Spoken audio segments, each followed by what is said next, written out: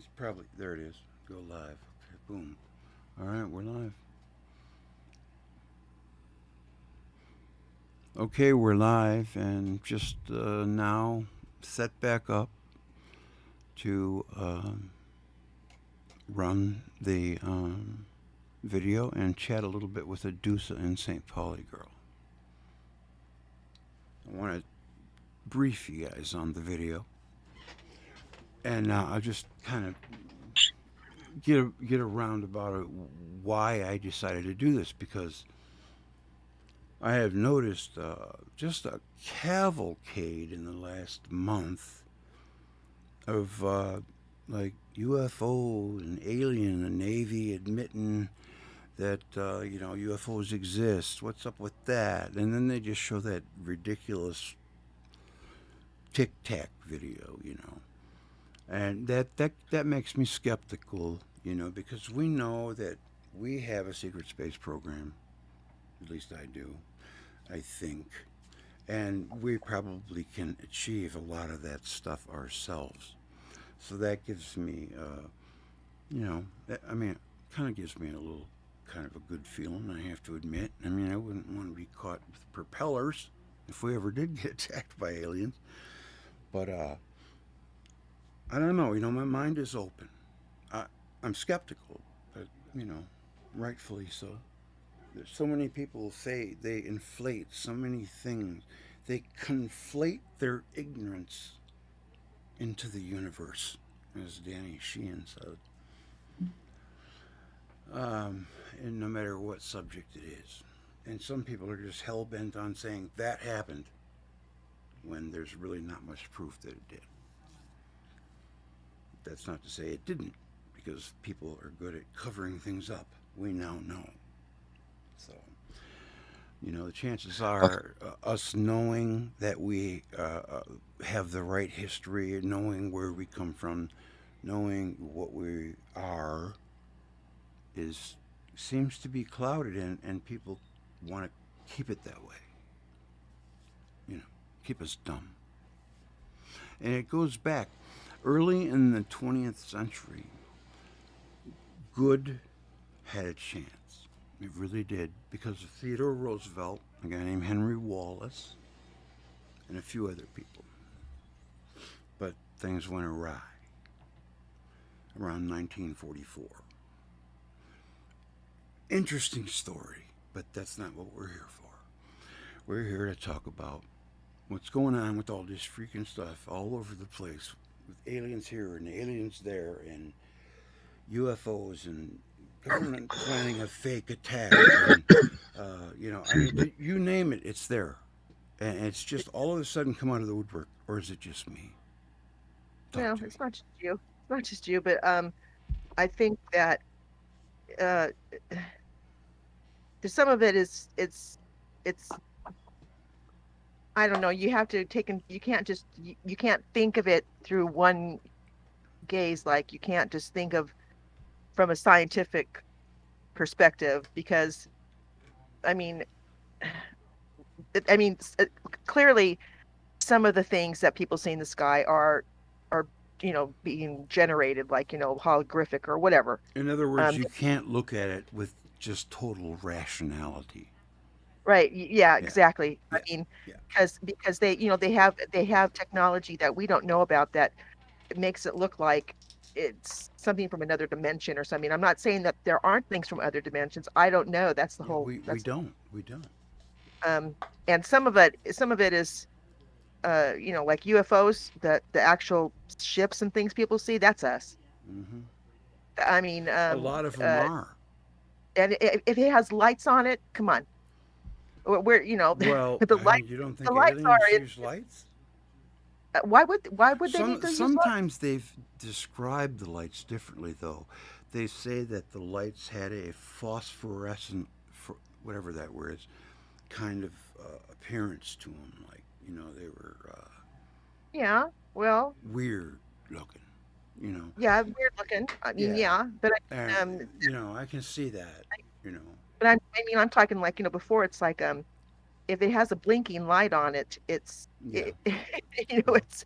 it's because they're going by the law. They have to have blinking lights on their stuff. But I mean, Well, I would think all people who are creatures who fly through outer space in ships that enter an atmosphere would want to maybe be seen with a light, collisions, or you know. or yeah, or they don't want to be seen. Then, but I mean, Isn't it amazing that no UFO has ever crashed into an airliner? Have you ever well, seen that's a map of all the airliners that are in the air every day? yes, It's it's crazy. truly incredible, really, that there That aren't more oh, crashes. how do they do it? It looks like flies, buzzing around, and it's really aggravating. And people are watching that and keeping it right, You knocked know, down. yeah. But if you think about it, the technology, it's it's just it's the same old planes. They're just a little bit, they have a little bit better technology. They're faster, they're more aerodynamic. But it's still the same, same thing for how many years now?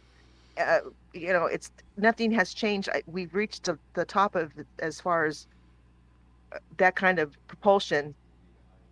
That's it. I mean, we reached the pinnacle, and for us, and the secret, whatever space Mm. program, whatever you want to call it, the projects that they have that they don't want us to know about, um, they're way far ahead. I Yeah. mean, Well, you know what and I they're thought? I thought we'd take a little bit of a look at the evidence, and I know where you're going, and there's going to be a segment for that. So just hold on to that, and we're okay. going to see.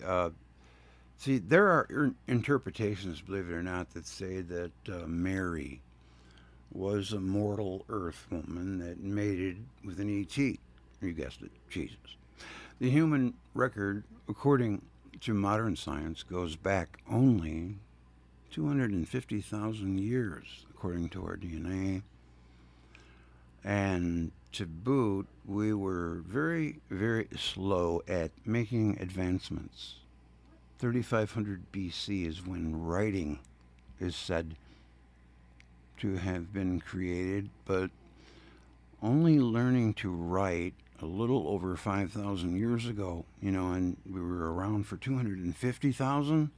What was going on for that period? Was our brains not growing? Who was it? Julian Jaynes, who said that it wasn't until the first century that we actually got some kind of higher intelligence. I can't remember what he called it.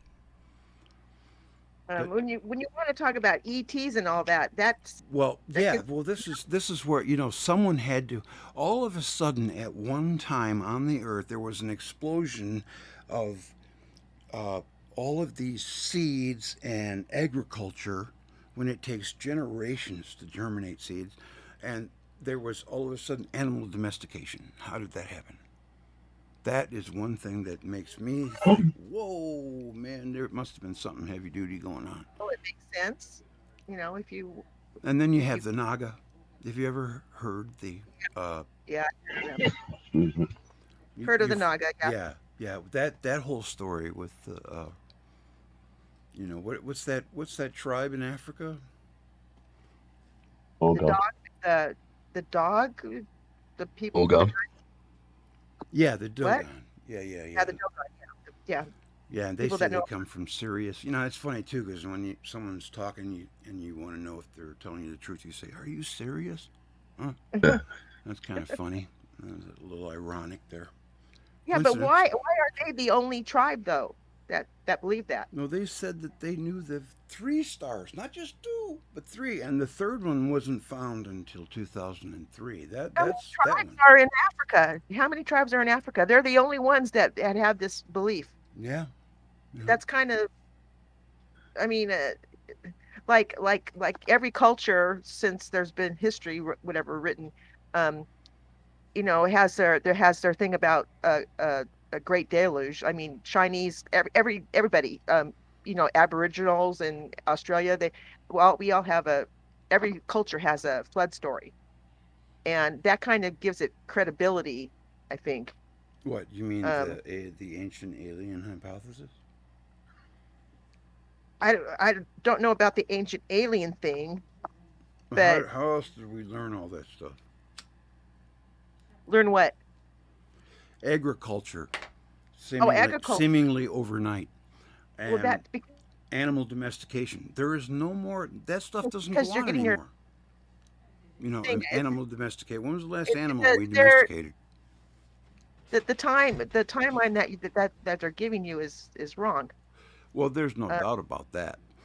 so I don't have a doubt about that. But that's something that intrigues me to say, hmm, i- if we're if if the world had to am I start wrong, again, Adusa? I don't know. What do you think, Adusa? I mean, there has to be, you have to take into consideration some of the other things, like the Bible, what it says.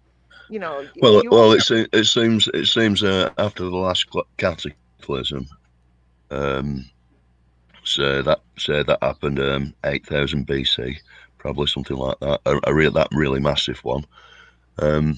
I think there were very few little pockets of populations left.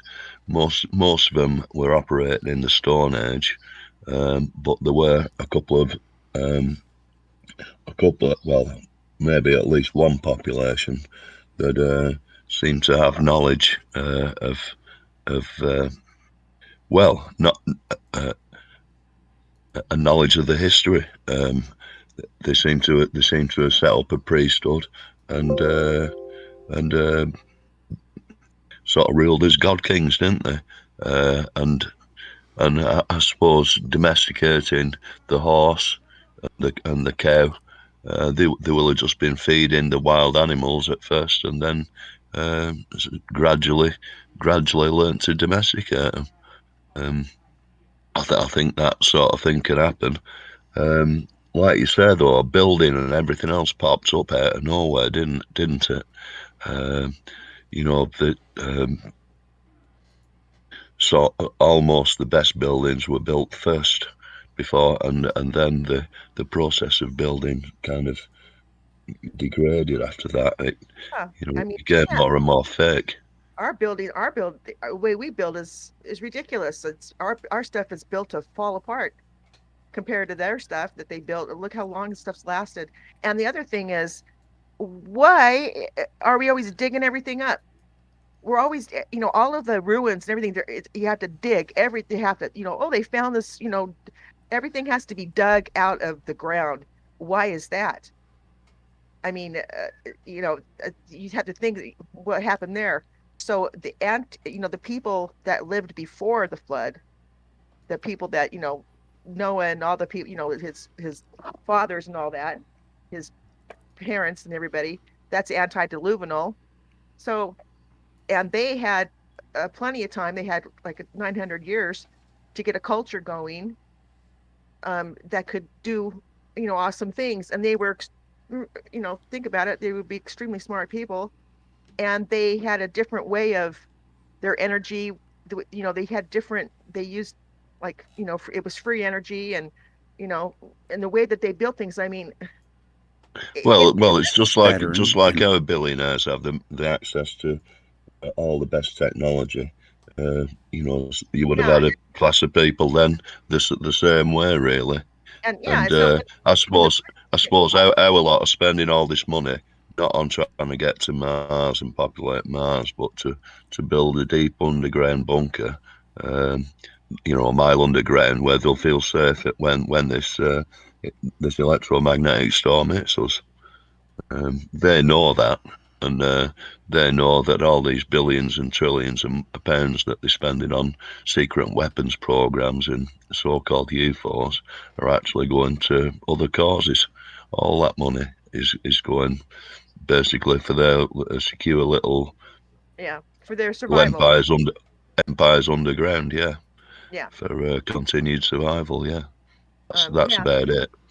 yeah. I mean And for, yeah, that totally makes sense. I mean, there's no point in building something that's going to last when it's going to get completely destroyed. You their know, stuff will last. Their stuff's built to last. Ours isn't. that's what I mean. I'm talking about us. Yeah, if there's a plasma event coming to on us, it makes sense that, the people in charge, whoever they are, they know about this, and it's like they're, why, um why build stuff that is going to last when it's going to get destroyed? Um, that's another way of looking at it. Why our buildings and stuff are so crappy. I mean, Well, I think it's a very short termism. It's a very short term process we've got. And when economy runs culture and politics, when it runs the economics runs the culture and politics, uh, everything just gets squeezed out to be non-existent. The economics. And we've got that situation now where our governments are run by corporates, by economic forces, and the first thing they want to do is squash all cultures and have one market, i.e., a global unit for us all to live in. Well, as long as we're profitable. yeah, as long as Uh, we're profitable. But how much do they yeah. need? How much money do they friggin' need? I mean, They already it's have. Well, just crazy, They already isn't have it? it all. I mean, It's just unlimited amounts. Yeah. wow. uh, so this whole thing is so weird. But we were Take talking about UFOs, right? greed to a whole new Or level. aliens, and I don't know, but I've been told. I I don't. I mean, there's a lot of ideas I have about aliens because I I've don't I've seen I haven't never seen anything strange except one time I did see something that was I knew that was way up way high like way up there, and it was just a weird, a round light came and just out of nowhere, and then two other ones came out from one side and another one came out from the opposite side, and they hung around each other, and then one See, of them took off and he went straight and then he turned an absolute right hand corner, and I was thinking that's not possible. You can't do that. You can't just go up and then go whoop like a right hand corner unless you're drone or something. But I mean, Or a hologram. yeah, or whatever. And this was like in 1982 or something. Anyway, I mean, but it was something I'd never seen anything like it, and it was enough to make me go and look up in the phone book some thing where I could, tell somebody that I saw something in the sky. And it was like, well, how do I have to tell somebody that I saw this. And it was like I called up the UFO place, whatever it was, some place where you tell somebody that you've seen this stuff, and they ask you where you were, and exactly what it was you saw, and then thank you very much. Okay, I remember going okay, man, I've never seen anything. Freaking, I but then saw a B I've two never seen bomber. anything else that That's about it. made me go, oh, yeah, I've seen one of those at their show one time too, but I mean, I've never seen anything that like that I got this looked weird like picture. an orb or something like that. I've never seen anything. And orbs, that's another thing about orbs. Oh yeah, orbs. Uh, you know, They're kind of wild. everything What is are they? blending into something. You can't. You have to. I mean, I don't want to. It's like a long, convoluted thing you have to talk about when you talk about this stuff. If you really, because I mean, I've been trying to figure this stuff out for a long time, and one rabbit hole leads you to another one, and you go down, and you're like, oh gosh, you never, it's made so that you can't ever find out what's going on. Um, I don't have any kind of feeling like I've ever interacted with or been abducted by, I don't have any of that weird Yeah. stuff like a lot of people do, and I don't. And Hmm. and it's not that I'm not into it. It's like, hey, I really don't think I'd be afraid to meet one. I really don't think I would be. But you know, Yeah. but I don't think that they're here. If people think that they're here to No. save us from like the powers that be or something, I don't. No. You You know, see, I this is what I think. If there is, say, an alien regime at the very top of humanity, I would say that it'd be pretty safe to assume that they're not benevolent because they embrace upside downness. right. So they would have to be malevolent. And that makes me think, what is it in America? 400,000 people go missing and never are Uh-huh. heard from or seen again. And that's just in America, right? Yeah, So, people just go into parks and disappearing. That's a lot of bodies. Yeah. And that Yeah. evilness, that's you know, that's like almost a misnomer. I mean, anybody knows kind of basically that Satanism, and they're, I mean, even you look at what the Pope, his cathedral, whatever thing that he preaches in, it looks like a snake from the inside when you're sitting there looking at him. You're looking at him, and it's a snake's face that with the teeth, and he's got that really freaky looking sculpture thing that's Oh not, yeah. it's completely evil. And I Oh mean, yeah. That's like the thing in Rome, the snake building that the Pope does mass in once a year. You um, ever seen it? no, Oh, it's I mean, shaped like a probably, snake. The people are going down the yeah, yeah, snake's belly, and the yeah. and And they're going, and they go inside his mouth or whatever. Yeah, that's what I'm talking about. That yeah, build. and Jesus is coming out of a nuclear explosion. But is that what that is? Because I Yeah. don't even. Yeah, the Zadokites were there with the Order of the Snake, Yeah. and Yeah. You know, of course, they reckon that man's crime, of course, was to accept the apple, the knowledge of good and evil, Hmm. and it was the snake um, that was their basic um, their divinity, really. You know, that the source of the knowledge, rather than sort I of the Yaldabaoth god. Uh, Well, I who the view rest. snakes uniquely because I take a look at, okay, what do snakes do?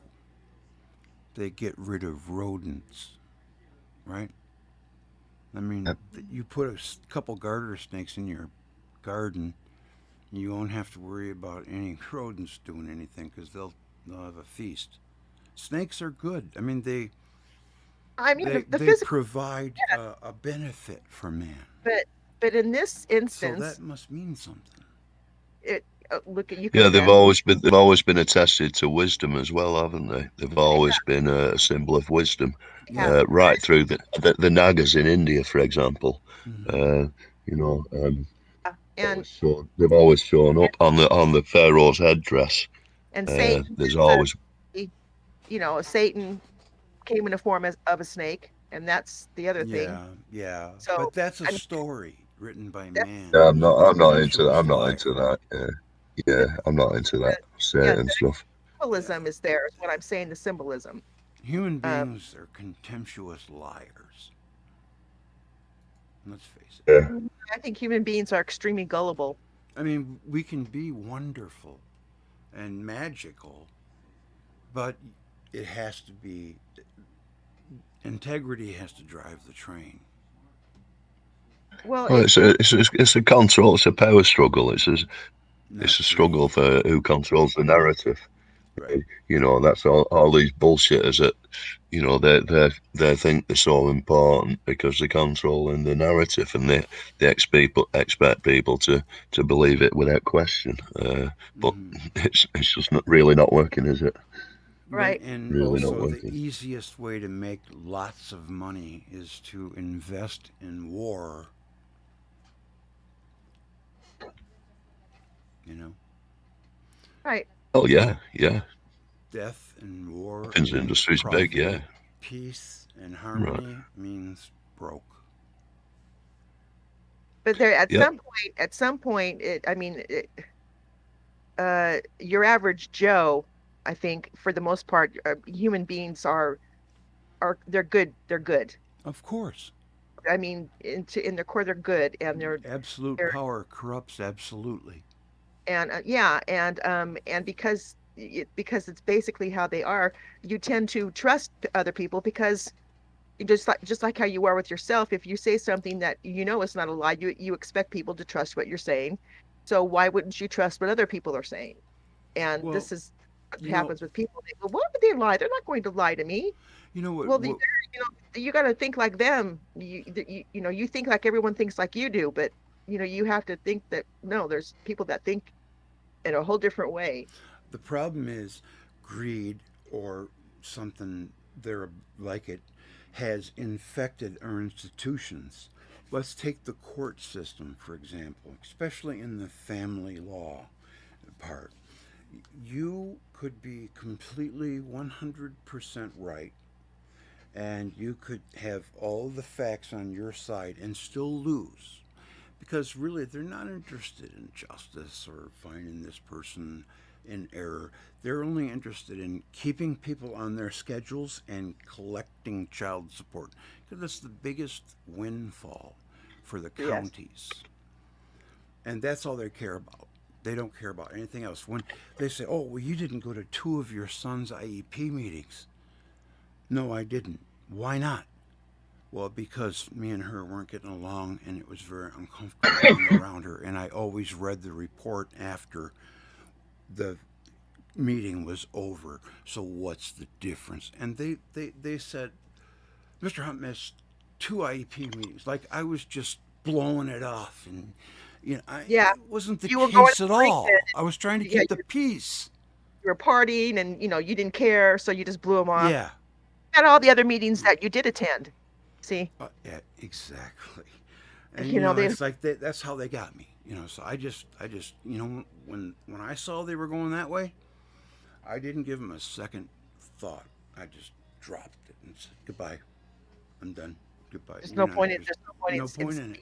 No, being humiliated. it's That's what rigged. it's all about. Yeah, It is. Basically, they just work for the judge, and the judge works for the Yeah. the executive, oh who yeah. And if you're not the, making money for them, they don't want nothing to do with you. It's like when you get in the criminal system, they get their latches into you, and man, that's worth they just money. Then, yeah, wring you out like a sponge several If you times. that's want you right. to go to jail, they That's get right. money if you go to jail. More, I mean, It's there's almost not a win impossible for to get them. them off your back. Yeah, I Until you know. got nothing left. Yeah, Yep. it's And then how crazy. can you're forced to, you're forced to commit crimes if you don't have anything and you can't get a job anymore. You can't Well, nothing. that is a lot. That has a lot to do with the crime rate, why it is like it is in the areas it is, because there really isn't much of an alternative to offer young people. But they have to, in order for someone who is falling on the way, on the wrong side, they have to wanna live life right, Right. or they never will. Exactly. Yeah. Right. I oh, mean, you don't see I mean, lots of people become homeless, but uh, you know, a lot of them don't stay that way because they got homeless because of circumstance, whatever, how life is, but they find their way out of it versus people that are homeless and they stay that way. Mm-hmm. Um, they it's like a lifestyle almost.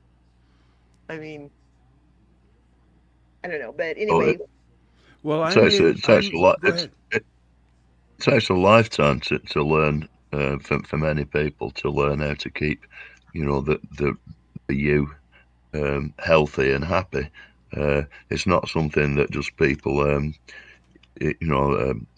environment will knock that kind of, um, that goal out of your head pretty fast, and you're in a survival mode yeah, rather than one of living, and I think sometimes it takes people a long time to realise that kind of thing, well into their life, and in the meantime, a load of damage has been done everywhere. Um, yeah, so I think the only way, well, is I think we've all got to learn, how to better life.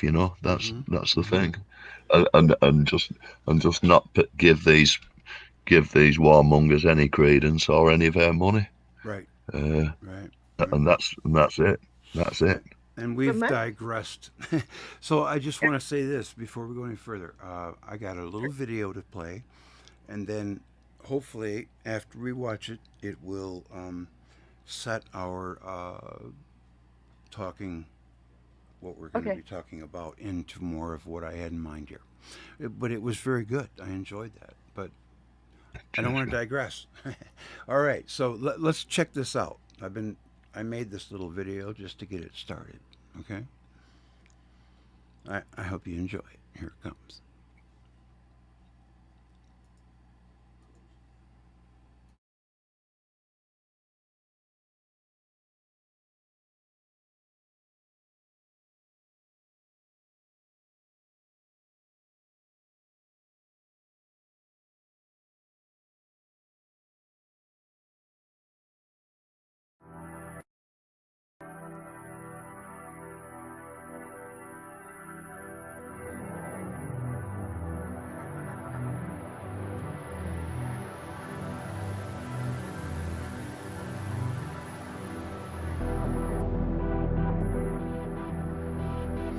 Well, just tonight is the second part, is Alien Night. We're going to try to get to the bottom of all this hubbub, find out what's going on.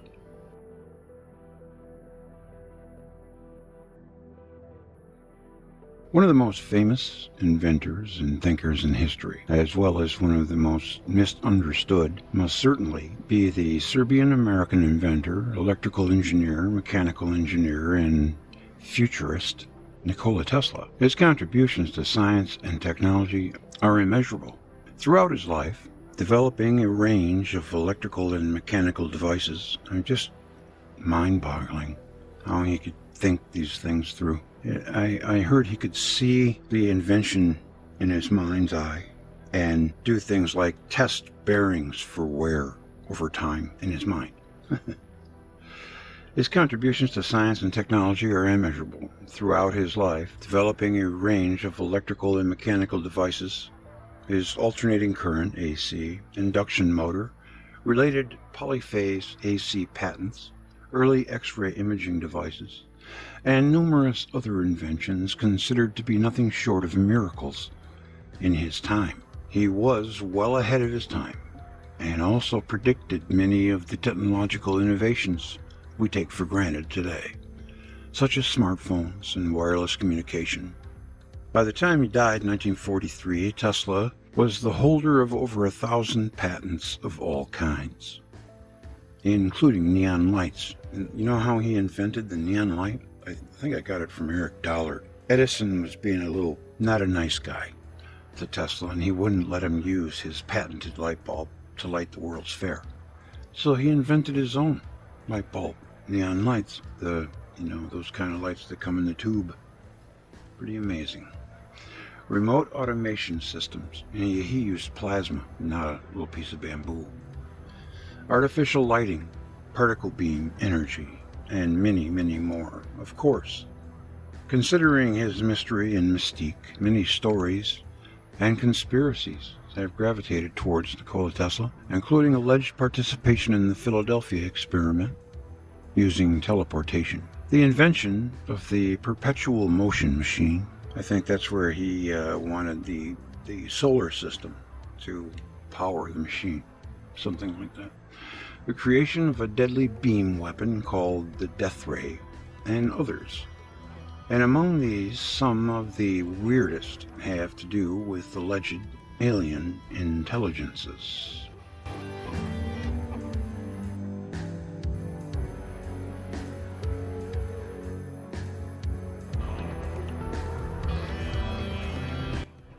The rumors of Tesla and his connection to aliens have gone deep, with all sorts of conspiracies stating that he was contacted by aliens who helped him along, and even that he was an alien himself. But the most intriguing are the ones that Tesla claimed himself. In an article for Collier's Weekly in 1901, Tesla would make the claim that he had listened in on actual alien communications at his lab in Colorado Springs in 1899. This was an era which both he and Italian inventor Guglielmo Marconi were pioneering the push into radio technology with their groundbreaking discoveries. And one night, Tesla would be testing out a unique radio antenna designed to monitor thunderstorms. He claimed that he had eavesdropped into communications by otherworldly alien intelligences. He would say in the article, "Did you notice Marconi had 9 heart attacks?" And from the book, The Visible Rainbow, basically the author is saying his exposure to EMF waves were the culprit. But Tesla was still pretty healthy and alive in his 80s when he got hit by a car. That was how he was killed, how he died. I remember him saying that he took a charge every day, and he took a shot of whiskey a day, and said he was going to try to live to 150. He came a little short, but he didn't expect to be killed. I wouldn't imagine he made it that long, but I think he could have made it to 100. Even now, at times, I can vividly recall the incident and see my apparatus as though it were actually before me. My first observations positively terrified me, as there was present in them something mysterious, not to say supernatural, and I was alone in my laboratory at night. But at that time, the idea of these disturbances being intelligently controlled signals did not yet present itself to me. It was some time afterward when the thought flashed upon my mind that the disturbances I had observed might be due to an intelligent control. Although I could not decipher their meaning, it was impossible for me to think of them as having been entirely accidental. The feeling is constantly growing on me that I had been the first to hear the greeting of one planet to another. Tesla would speculate that the aliens were perhaps from Mars, which at the time was the main culprit for anything alien related, and he became obsessed with further refining his technology so that he might further communicate with these entities.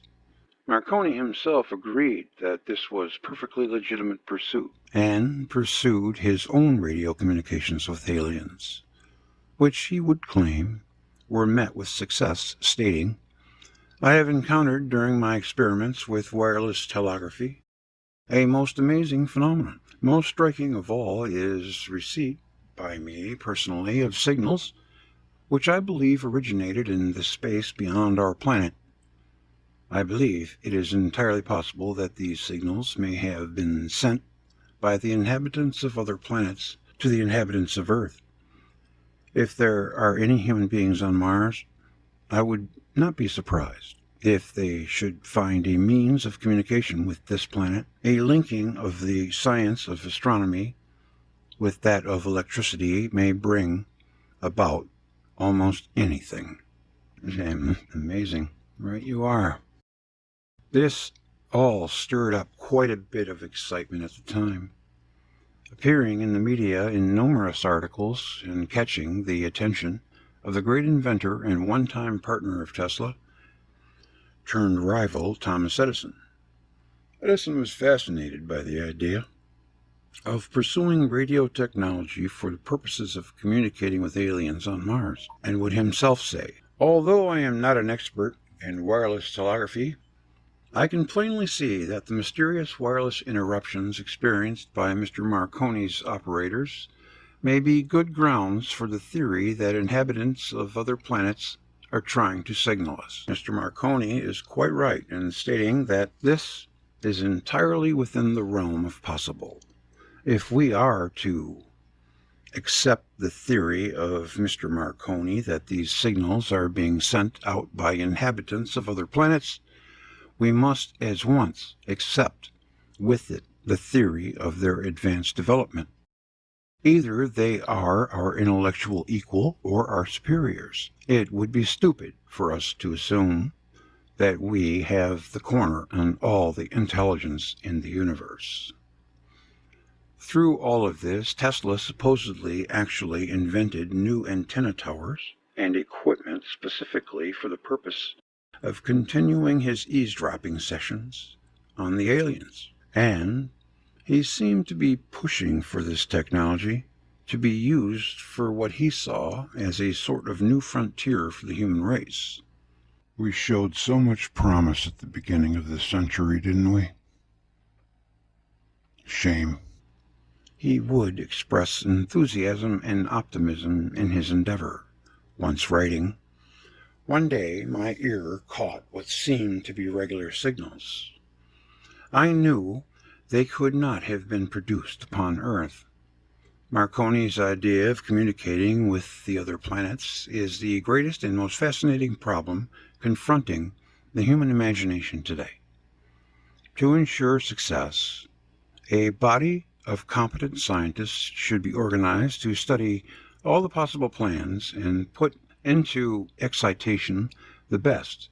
The matter should be directed probably by astronomers with sufficient backing from men with money and imagination. Supposing that there are intelligent human beings on Mars, success is easily within the range of possibility." Well, that was, they ended up giving it to Hollywood. I mean, everything's going wrong, right? even the wrong people became president, and everything's backwards now. But that's another story. Most certainly, some planets are not inhabited by others but others are. And among these, there must exist life under all conditions and phases of development. Personally, I base my faith on the feeble planetary electrical disturbances which I discovered in the summer of 1899, and which, according to my investigations, could not have originated from the Sun, the Moon, or Venus. Further study, science has satisfied me that they must have emanated from Mars. All doubt in this regard will soon be dispelled.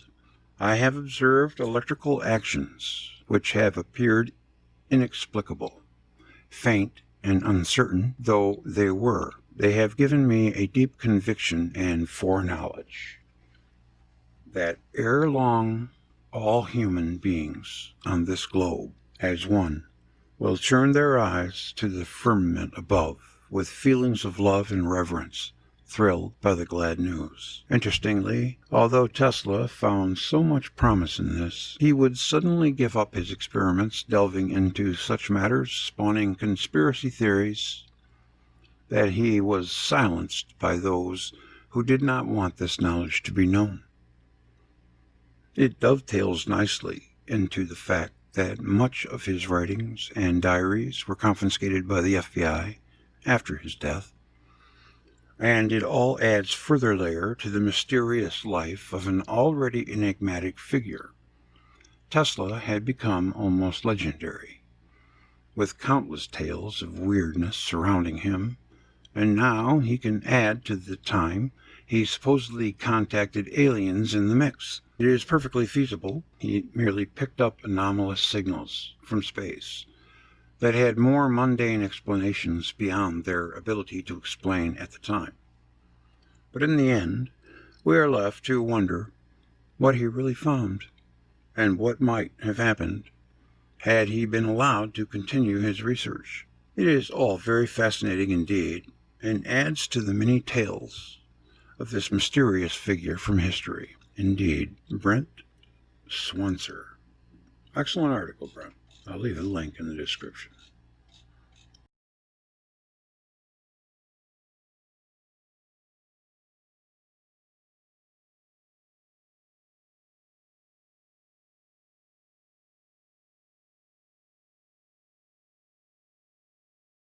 I'll start when you throw it down.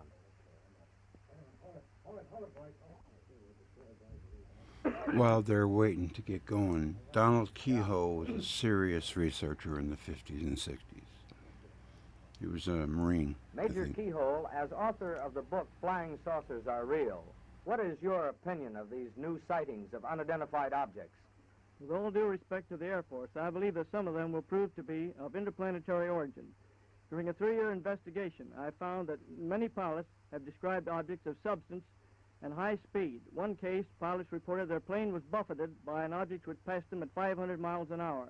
Obviously, this was a solid object, and I believe it was from outer space. He also claimed that they seemed to be coming from Mars, because when Mars was in conjunction, there were more sightings.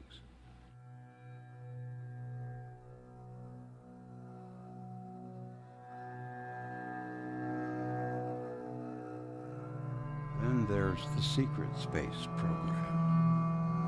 Maybe this is what the aliens are.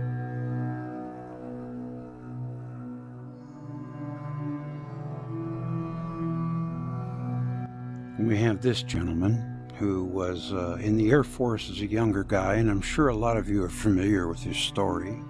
They were photographing weapons, a dummy weapon that was launched, and in comes this UFO out of nowhere, catches up to it, going 8,000 miles an hour, goes around it like it's sitting still, and then takes off. And it was, he didn't say anything about it for 30 years. I don't really think he's the kind of guy to make things up. He's a professor. That is to say, I know professors can make things up, but I don't think he's making this up. Something happened.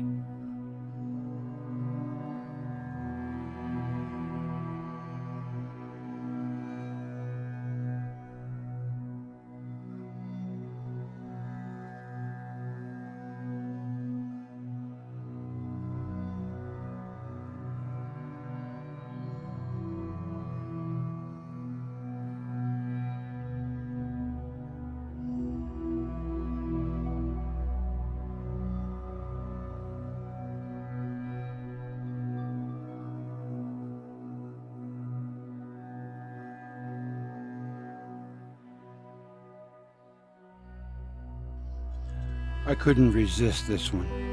This guy's last name is Tompkins, and he tells one of the weirdest stories I think I've ever heard.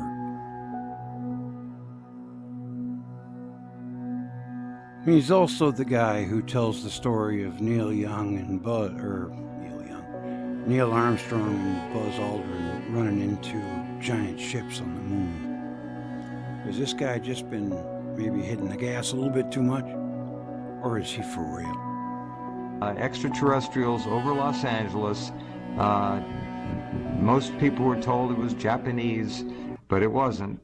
Tell us what you know, Bill, what you saw. No, actually, we were living in Long Beach at that time, and around 7 o'clock, my brother and I were reading the newspaper on the floor. My dad called us and told us to come out onto the deck. We were on the second floor of a very large house that was broken up into 4 apartments. And so they had a big deck way up. And we were 4 blocks from the ocean. So we couldn't see the water, but we could see the area above it, and here was this bright light. And all 3 of us were looking at it. We called some of the neighbors, and he came out on their deck. We all looked at it. And while we were watching it for several minutes, a tiny beam came out of it and at about a 45-degree angle to the left and went down towards the ocean. That beam then flipped up directly towards our apartment. Hit the back of the apartment, hit the trees, lit up everything around us, and went out. Somebody knew you were watching. That's wild. That didn't just happen. It was weird. Yeah. And, yeah. So, Was this Bill? Excuse me. Was this before or after the anti-aircraft had unloaded? Was it 4,000 rounds or something at this object, or is this a second object? This what was do you before. think? No, this was before, because later in the evening the anti-aircraft started firing. Okay. And incidentally, what has not been published is the number of U.S. Navy anti-aircraft guns. We had the whole fleet at that time, and they used up all of their 20 millimeter, 40 millimeter, and 5-inch guns. Firing out of where were they anchored? L.A. Harbor? Long Beach? They were in Long Beach Harbor. And they were shooting at this? Wow. Nobody talks about then that. The Coast Artillery was firing at them. And, of course, searchlights, we had 8 searchlights on this one big one that came in and it parked. And it was there for over an hour. Right, yeah. Different ones came above it, came beside it, came underneath it. The searchlights would pull off of the big one and follow the smaller ones and try to shoot them down. And it continued, but finally it got boring, so we went back to bed around 3. I have never heard this before. That's fascinating. Go ahead. Our neighbors stayed the whole night, and they said that it really didn't stop till around almost 5 o'clock. But the next day, there was articles in the paper that they thought there had been some military aircraft coming in. It was just a cover-up. Sure, of course. But my dad was like your friend. He was the guy that was responsible for that area. And, of course, he talked to everybody. And the interesting thing to me was that nobody got excited. Nobody got upset. There weren't any heart attacks. And while this was going on, over in London, Germany was bombing London. And those people were trying to get underneath the ground so they didn't get killed.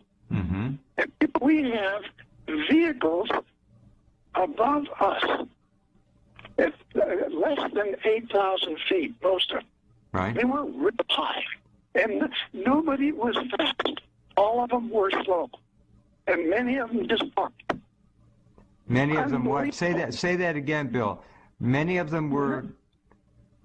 Many of them just parked. They stopped. And they parked there. Wow. And this is right in Long Beach.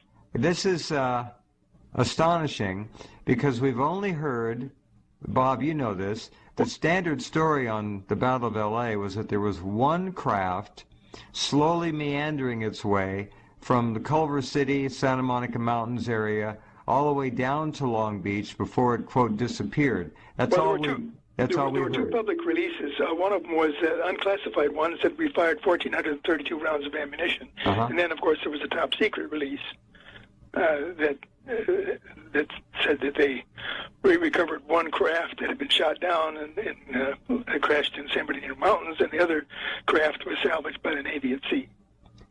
Okay, hold on. I've heard rumor that one went down by Long Beach offshore and went into the water, crashed. Correct. I've heard another rumor that something went down in, I think it was El Monte, and a truck, a big lowboy, a flatbed truck came in, and that may have been an American fighter that was up there and got hit by our own friendly fire. I don't know. Do you know anything about that? No, I don't know that case. Okay. I'm quoting from a top secret Majestic document. Oh, my. Okay. So, two of these, you'd think that they'd know better than to park while they're getting shot at, but two were shot down, or one was damaged and it crashed in the ocean. The other went down in the San Bernardino Mountains. The big one, we'll call that the mothership just for fun, moved off and apparently was undamaged. You can see the pictures of the Battle of Los Angeles, and you can see the exploding AA all around this thing and on it, and it wasn't damaging the big one. The Right. smaller craft perhaps were scout craft, and they weren't so heavily able to withstand the bombardment. Now, what Bill just said is that the ships in Long Beach emptied their magazines. They had no more ammo to fire, so that would jack up the 1,700 round number to thousands. Well, it would, and this was an Army report, so they probably didn't count the Navy rounds. That's what I'm saying. Yeah, fascinating. Okay, Bill. It was interesting that there were several ships in the Navy dry docks in San Pedro. Yes. And they didn't even have most of their crews there, but the crews that were there grabbed their guns, they got their ammunition, and they're firing from ships that are in dry dock. They're not even in the water. That's amazing. They weren't even in the water. That's if you recall, Bill, where were we last time when we let off in the narrative, and where would you like to pick it up? Well, we sort of left off. There are very many famous pictures, very intriguing indeed. Let's have a look at a few of my favorite.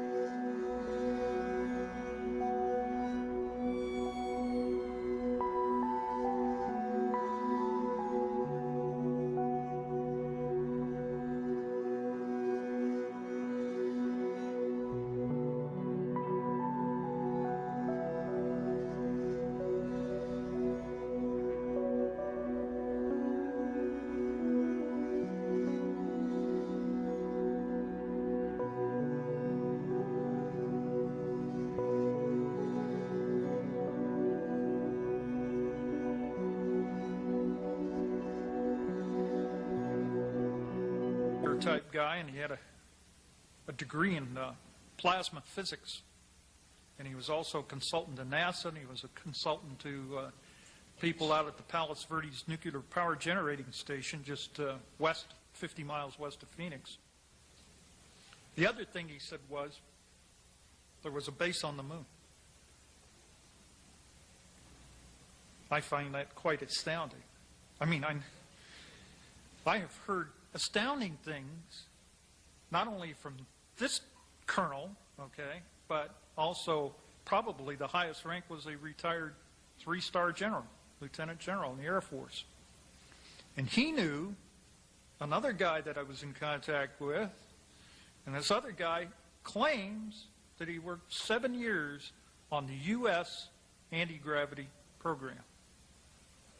And if a fraction of what he told me, and I've got it tape recorded, is true.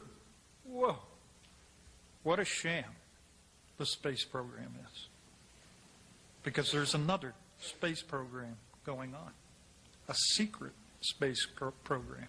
1998. And that's what I was attempting to find. In fact, you don't have to go too far to find that there is some secret space programs going on, because they had their own shuttles and their own astronaut crews right out here at Vandenberg Air Force Base, unbeknownst to everybody, and they scuttled a $5 billion facility that was housed there at one time. That was back in the 80s.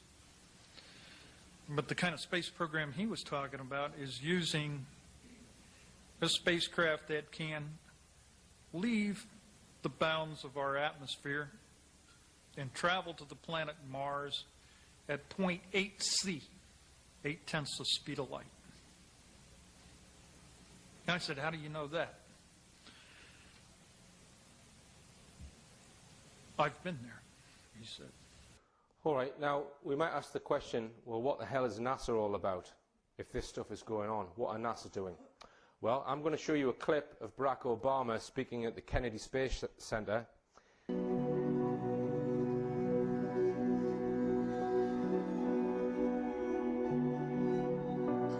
Of course, we all know that it would be impossible to be able to render an answer 100% for sure whether there is an alien presence on Earth or not. I'm not prepared to believe it at this time. However, the evidence is gathering, and if there were, I wouldn't be the least bit surprised. Take care. Good night.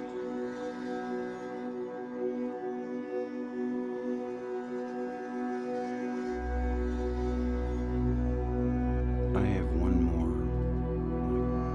16-minute or something, 18-minute video to show about Tesla.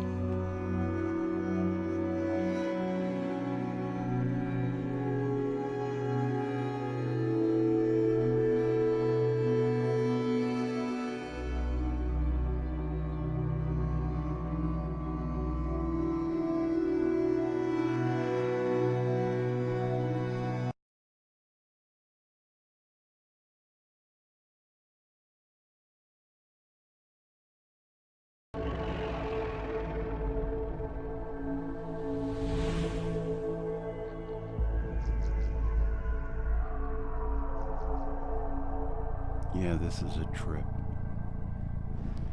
The radio emissions given off by Saturn. Check it out.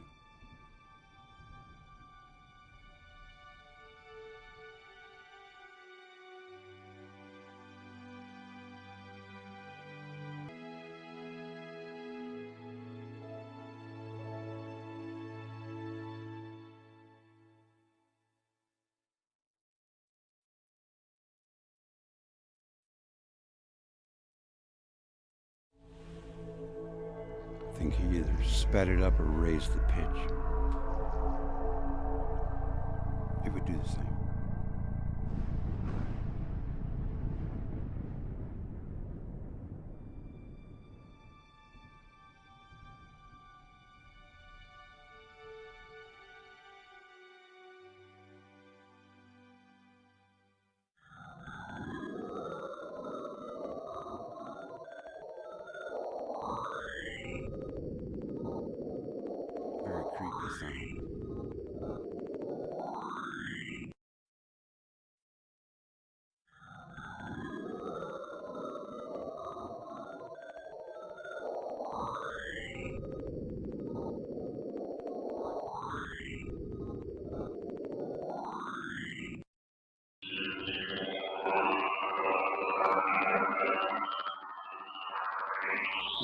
gets warmer.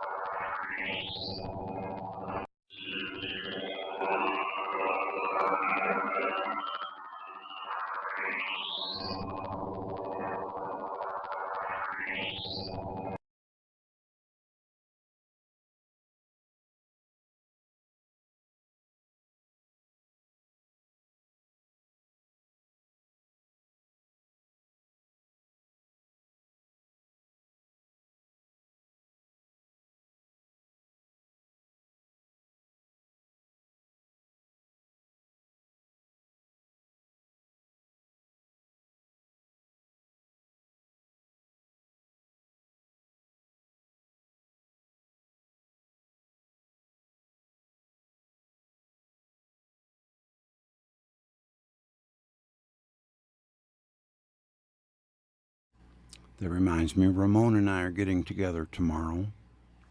We're going to do an interview with this subject, and he's going to tell me what's on his mind, and then we're going to show it. So that should be fun.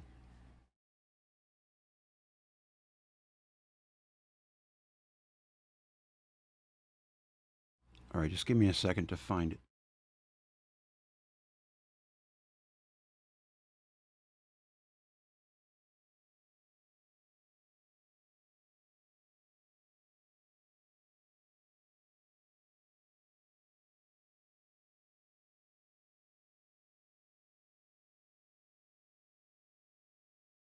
Yes, I'm here.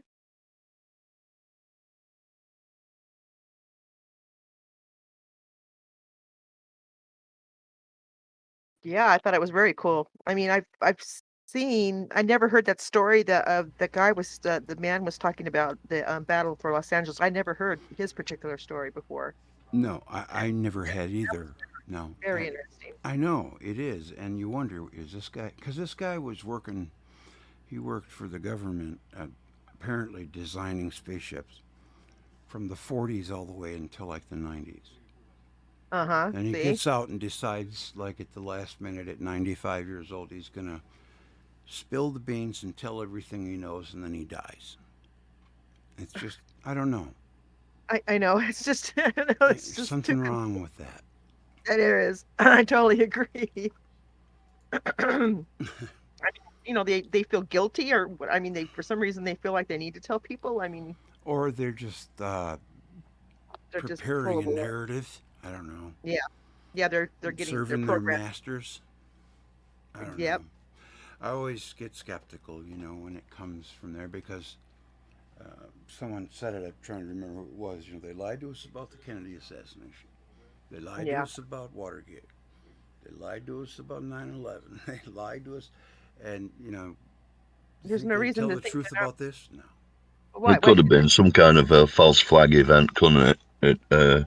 I think there were all sorts of interest to get the Americans in the war against the Japanese before Pearl Harbor, and I think they were trying to get, well, someone was certainly trying to get the American fleet activated Right. on the West Coast.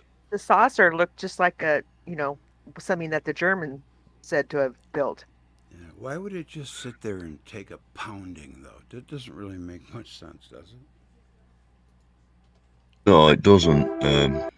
It doesn't, and it's like having these lights on flying saucers. You'd only have them on there if you wanted to be seen, really. I think, if you They had the searchlights on the flying saucers. I didn't notice a light emanating from the saucer because it was so lit up. It'd be hard to see. I see. But yeah, you're right. I mean, I think one guy described lights like very phosphorescent. I think that's what he said. Like it had a mystical kind of glow to it. It wasn't like our lights for our aircraft. That's how I understood that. But I mean, of course. I mean, I remember one guy described the ship as a symbiotic machine that was alive. Right. I've heard that too. That's kind of freaky. It's or is it what is Becomes that like? part of you. I know what you're thinking. You're gonna leave me. I know it. But you know what, though? What? I think that whatever it is, if they're going to extreme or whatever you want to call extreme, but they're going through a lot of trouble of of faking things and making it seem like you know they had a whole division in the of intelligence to be disinformation agents and and Mm-hmm. just to make it seem like yes, well, you did see a UFO, but you can't tell anybody, you got to be quiet, but Mm-hmm. and just to keep everybody on this thing of thinking that what we see in the sky is not anything that's like technology, our technology. It has to be somebody else's technology because it's too weird. But Right. in reality, it is. That's why they can't have us. They don't want us to know that they have the ability to do these things because then it makes it. Right. You got to Yeah. have. Exactly. It comes down to energy and how much money. It changes the whole. What our whole energy system would have to change. I mean, people would.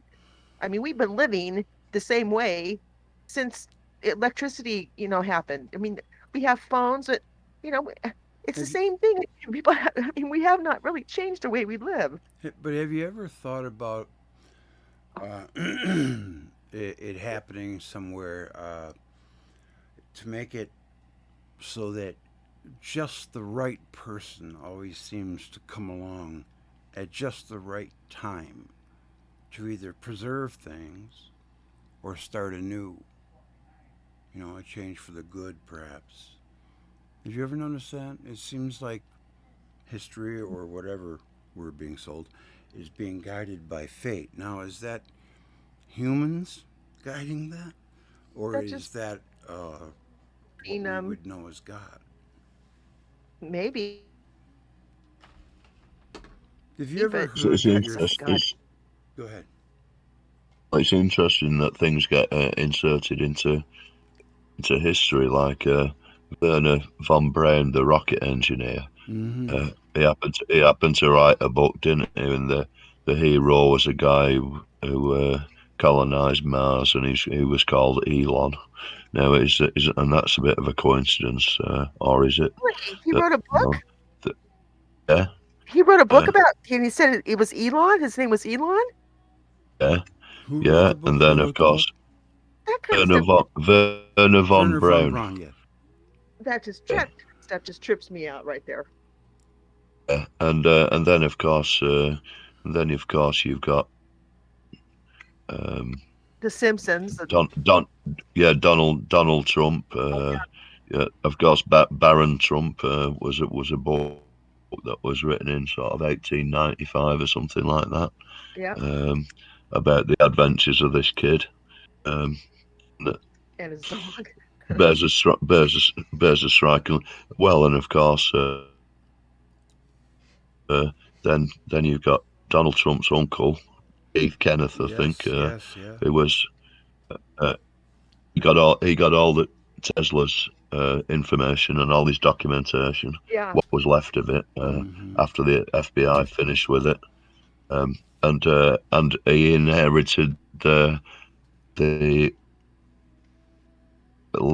laboratory in New York, didn't he? Was that the Westinghouse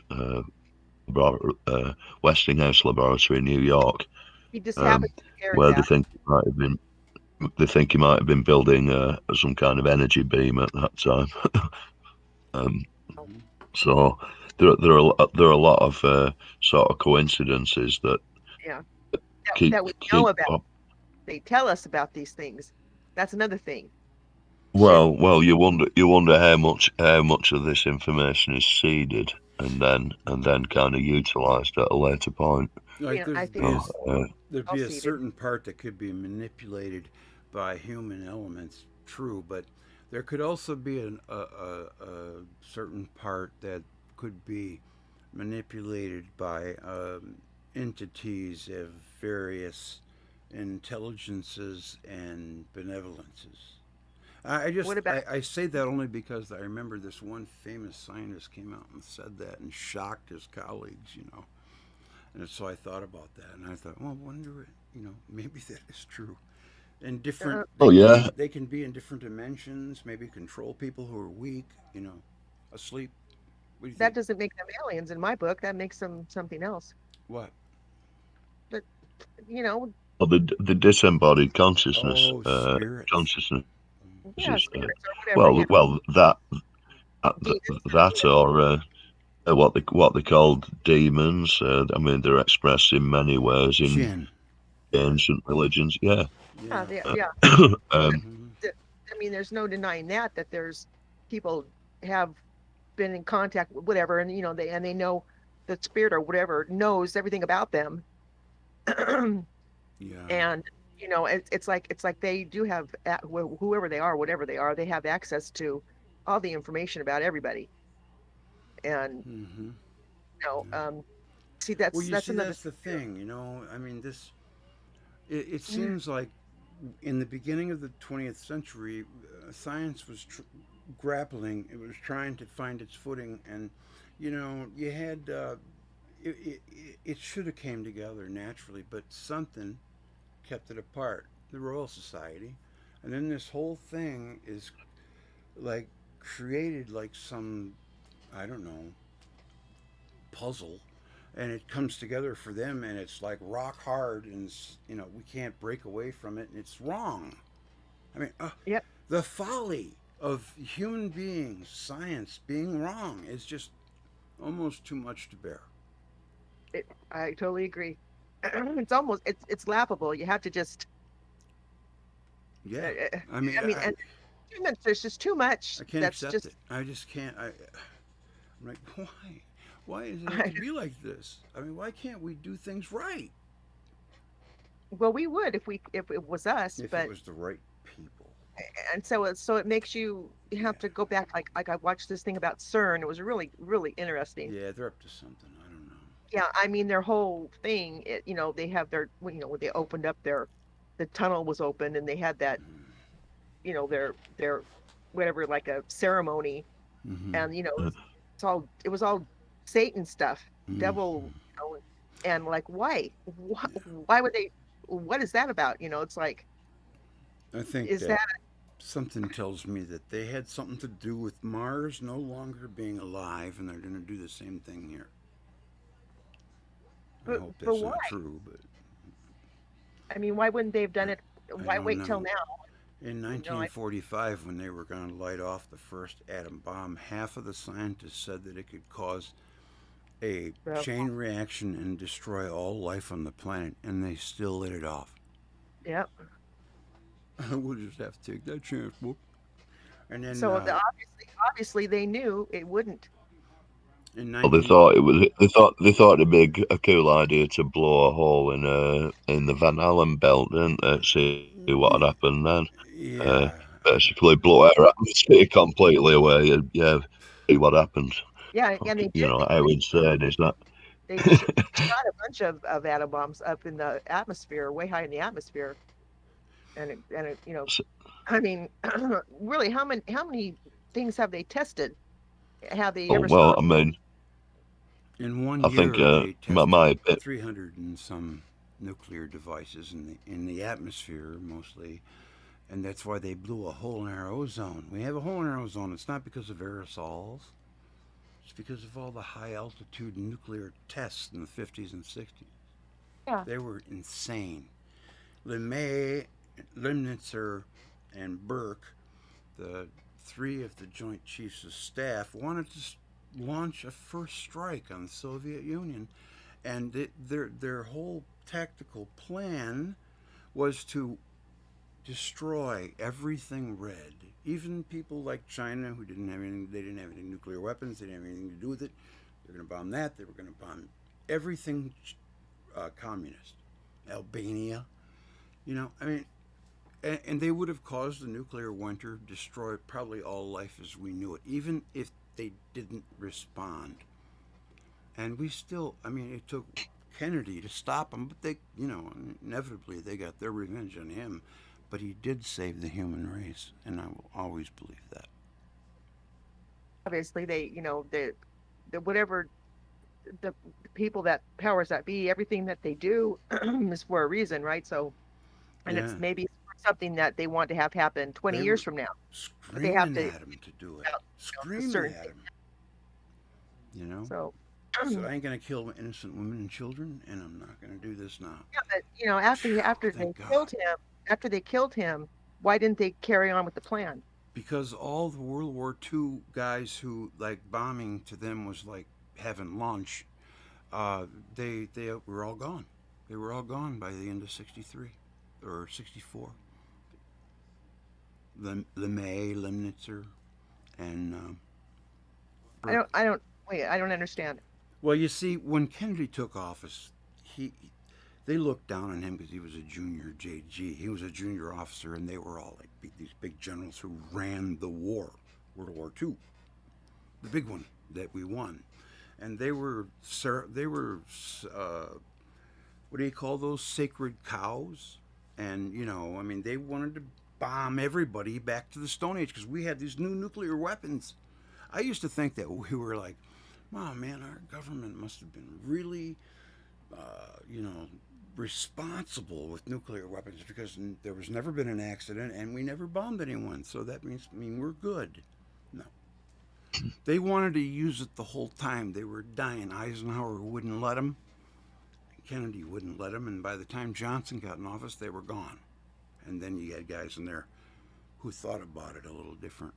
What do you mean you mean the bombs were gone? No, the World War II, bomb them, get them, root them out, kill them. Oh, those people, they were weren't, all they retired. weren't in power anymore. They weren't in power They weren't anymore. in power anymore. No. Well, They were only in the Joint Chiefs for a couple of years, I think. Lucky us. So by the time they get there, they're at the end of their career. LeMay retired at the end in October of '63, actually, just before Kennedy was assassinated. Lemnitzer went on to be the Supreme Allied Commander in Europe, where they had all of these Gladio units that were conducting what was called policy of unrest, or oh gosh, I always forget that word. Anyways, it was like they were bombing their own people, and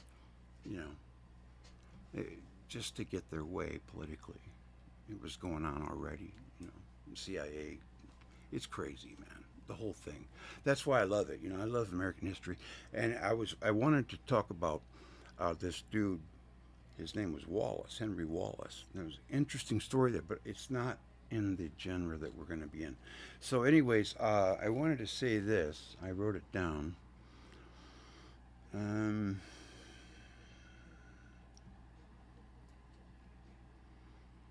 We're in a very, very large universe. And do you think it is really possible that us here on Earth are the only beings living in it? I would think that that is highly unlikely. We know that Earth is alive. It certainly isn't a dead planet. For example, Mars looks like a dead planet, but I don't know, maybe it does still have a little bit of life to it. Stars, but we never get the straight answer anyway, so, what would we know? Stars are alive, gas giant planets. I mean, once we ascertain they are alive, then the next question is begged, are they conscious? A lot of people seem to think so. Seeing that there is so much exuberant life all around, it wouldn't make any sense that no other planets had living beings on or in it. Then there are types of life that we are not familiar with. The term as in life as we know it. On another thought, how is it that the word angle, I always I know it's maybe a little bit off the subject, but I always thought about angle and angel. They're so alike. An angle maybe is an angel. That's interesting. It's said that when you're fleeing from evil in space, you aren't supposed to travel in a straight line. You're supposed to go on angles. Isn't that interesting? Or an arc. There's an interesting word, arc. Mm-hmm. You know, and they all kind of meet at some place. Mm-hmm. You know, you travel on angle, arc, interesting word. And then warp. Warp is just another arc, isn't it? And there's arch. We travel light speed, warp speed. So that's interesting. It makes you think. Yeah. What's up with that? Words are, you know, whatever. And I've heard it's that English, you know, was the language of the angels. I've heard that before. Yes, English, English. I think it was that my Yeah. astrology guy. I always forget. I thought that was really interesting. Yes, yes. Flamenco thinks the angles were named after one of the Byzantine emperors, Angelicus, in the 10th century. Of course, he, you know, I believe that most of the first millennia was kind of made up, 100 years of it. But he thought the English came. They were known as mercenaries for the Byzantines with the Russian. Oh, Guard? yeah. Prussia? Well, they fought in the last invasion of Byzantium, and they were finally defeated by the Normans again, of all people, who were Crusaders, fought with the First Crusade, Second Crusade. When that Knights Templar. And so, yeah, well, before that, and so Angelicus was the emperor who got defeated, and that's why Flamenco thought the Angles were named after that rather than being a North German tribe. Yes, there were the Angles, the Anglo-Saxons. Right. Yeah, that's An it. angle and a Saxon is used in what do you call it? Plotting Navigation. out land and stuff. Yeah. Yeah. Surveying. Surveying, yeah. Yeah, that's the word I was looking for. Surveying. Interesting. Yeah. It's very interesting. I mean, that's how convoluted everything is when you start. I mean, a word, you could just take one word and just go off on it. You know what I mean? That's it, and we don't really know the origins of the English, and that's only 1,000 years or so, you know. So, right. You know, 1,500 years at most. ABCD stands for abracadabra. Then you can actually, Christ is in the alphabet. You got to look at the K. It's there, K. or the Q. I'm sorry, QRIST. It's there. I've seen it, and showed it a couple times. And you know, it's D and then E. Of course, E is the ether. D is death or doth. It's stored to the ether. That's what death means. Oh, really? Yeah. And all right, yeah. Yeah, and Horace, you know, I mean, he's really big time on our language too, because he's in Hours, he's in Horizon, he's in Horoscope. So you know, he played a pretty prominent role, I would imagine, in astrology. I mean, you know, and a lot of things, you know, Horace. You know, have you ever heard his story? You know, it's almost like the same story as Jesus. Yeah. So he's not the only. I mean, most basically all of the mythology things, they have the same basic kind of story, where you know that. I mean, you know, Mithra, a virgin birth and this kind of stuff. Yep.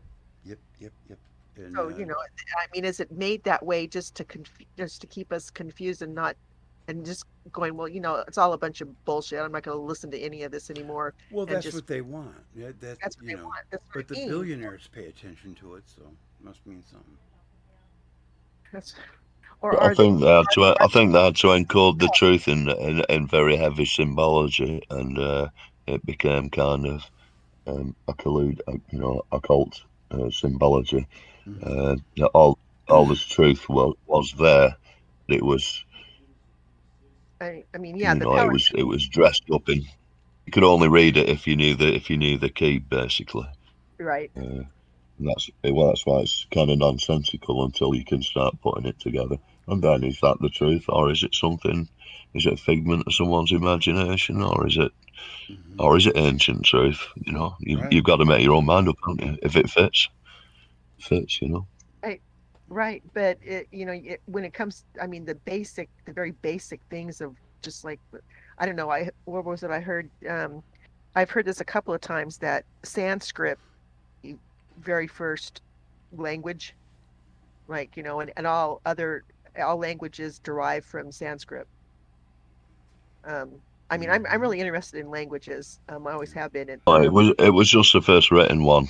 There've been plenty of other languages, I think. Yeah, it's the first written one. Yeah, I was talking about that earlier, where I said 250,000 years, and only in the last 5,000 were we supposedly come up with writing. I mean, man, that's a long time with no brain growth, and then all of a sudden something happened.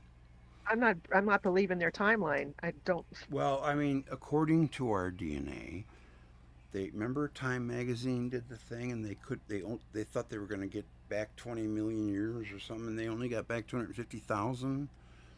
That's right. It was the mitochondrial DNA. By the time they found all the mutations that have gone back, it's that Eve principle to the first woman, and it's only 200,000 years old. Yeah. When all the mutations have been accounted for, Yeah. How do they gauge that? I don't understand. If they say that it takes, what are they saying? It takes 200 years for a mutation. I mean, how do they? It's just like a thermometer, like somebody. They don't know. They don't know that. It's like they're saying they're so certain of nuclear fallout rates, and they vary under electrical conditions. They know that now, don't they? And so all these are variable. Changes so rapidly. Because when it comes down to it, it's a person sat and went, let's see, from one, and we're going to make it this far till number 2, and that will be 5,000 years. You know what I mean? It's like, I mean, if DNA is, how can, I don't know. I mean, do they put it in some kind of radioactive stuff and see how long I don't know. How do they know that? How do they know? How do they know that? I don't know that. Well, they don't. They don't. They can only find out the appearance of certain genes in historical remains, right? And match them to a Neanderthal or somebody. Yeah. And for what we know, and see what and see. Sorry, go ahead. I mean, okay. What about go ahead, Medusa. I'm sorry, I didn't mean to interrupt. Go ahead, Ed. Medusa.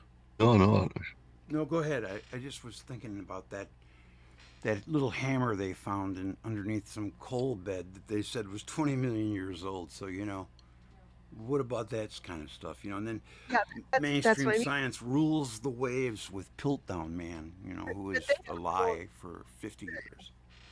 They're going by, what they say is, they're taking their how they ever do it. They, where they're going to find out how old something is. There's all kinds of things to say that, most of these tests that they say are good for ages, they're really not. And so so you just have to look at what okay, like they found that dinosaur bone, right? Dinosaur leg bone that they excavated it, and it was too big to take back, so they had to cut it in half. And when they cut it in half, they found tissue. They found tissue that was moist and whatever inside there. So and then the chick found the blood cells and everything still in there.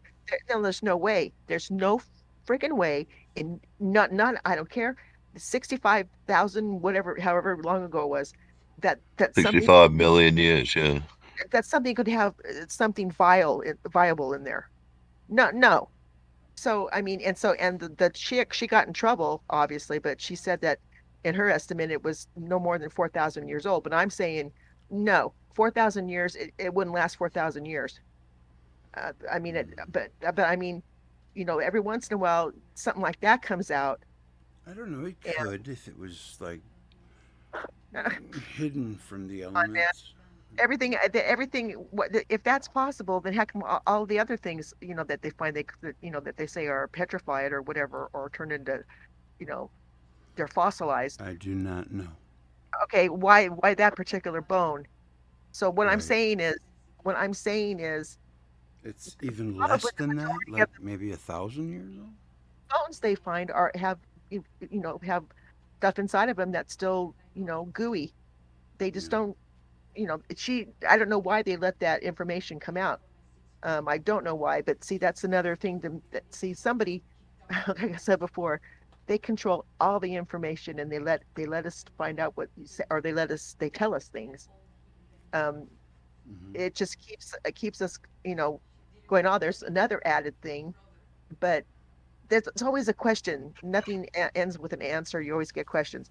But so I don't know. With me, like UFOs and all that, I don't worry about those things. I don't even think about those things. I did used to think about them before, but Hmm.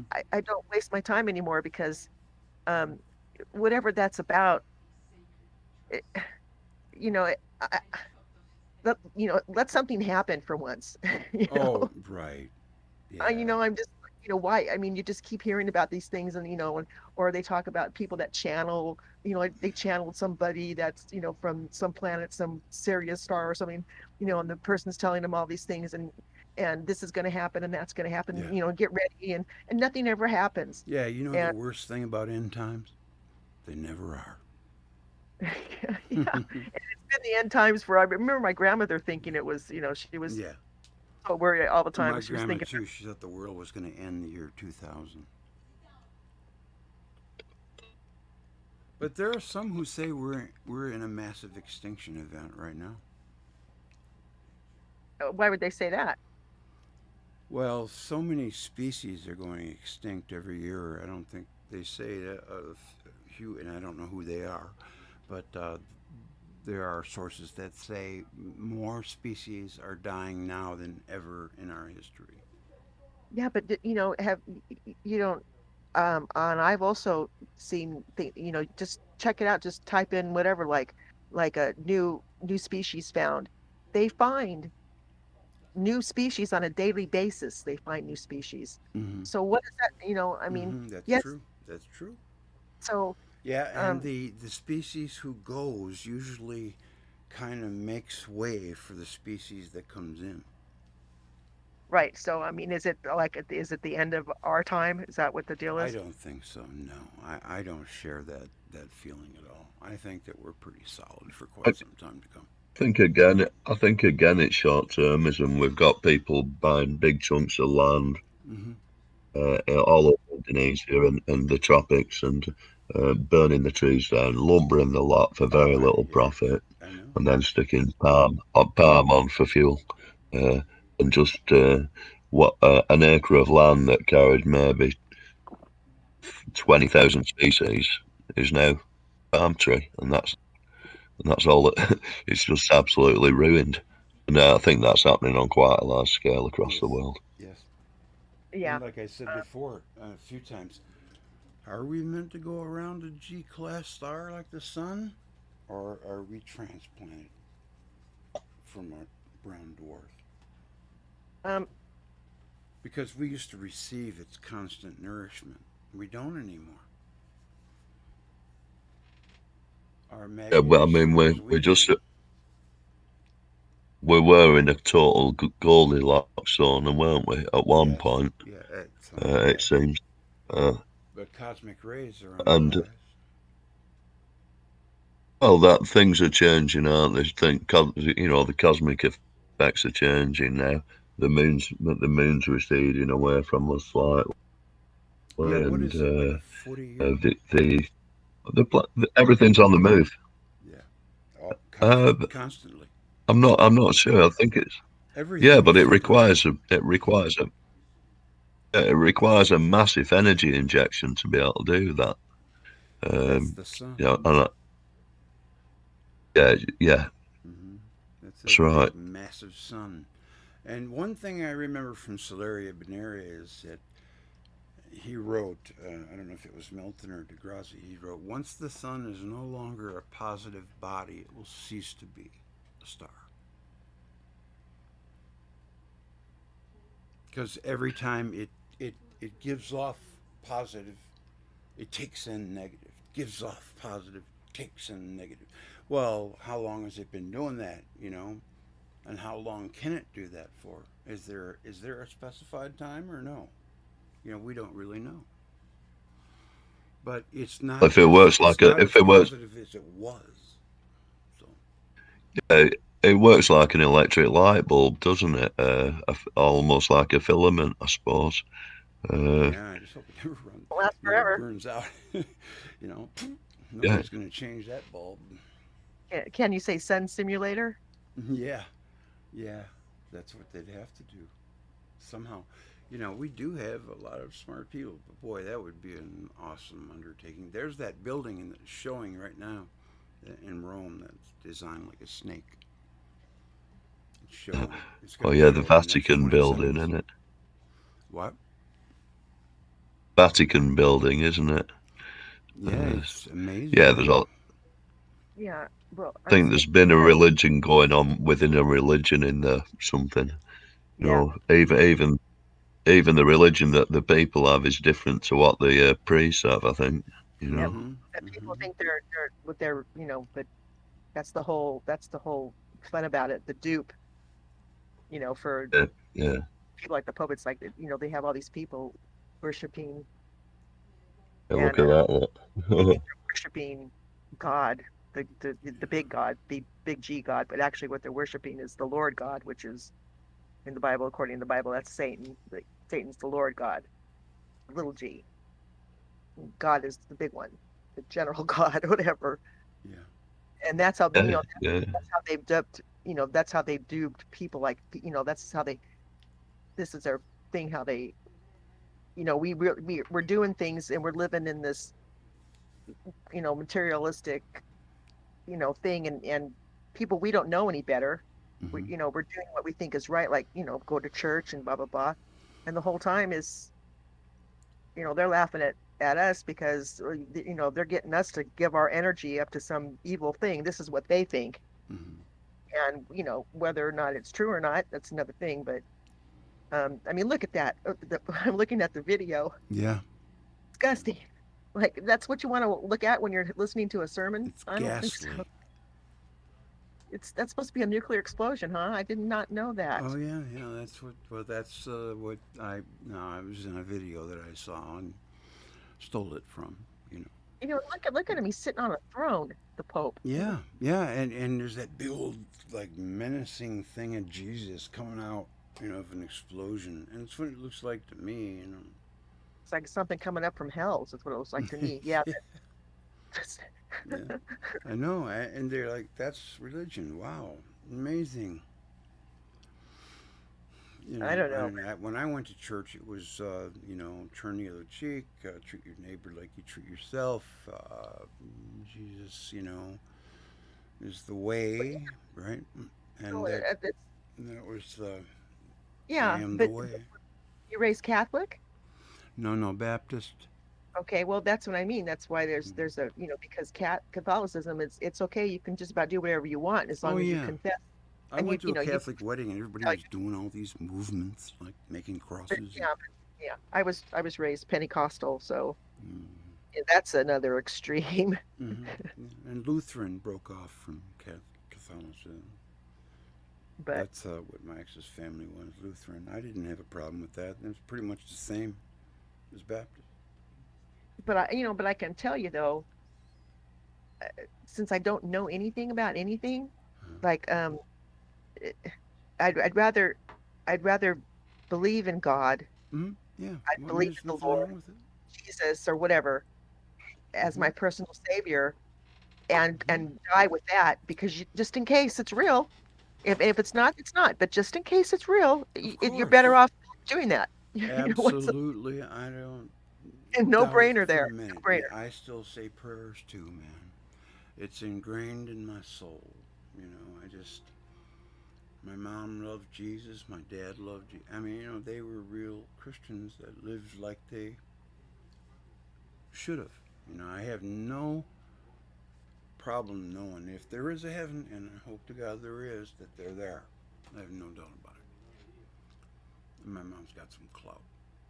I mean, there's, I mean, one thing we do, all of us know for sure, is this: the things are, there's something wrong here, and that's why we're like, all of us are like, trying to figure out, like, really what is wrong here.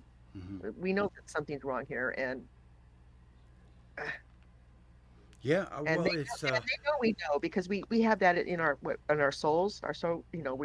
We have souls. Maybe they don't have souls. I'm thinking we live in we kind of exist in soul groups, and we tend to stay Yeah, with you know I don't yeah, know that's funny. there's things to it that make me think that way. I used to think that. I mean, I was trying to figure out, like, why are we here, kind of thing, Hmm. Hmm.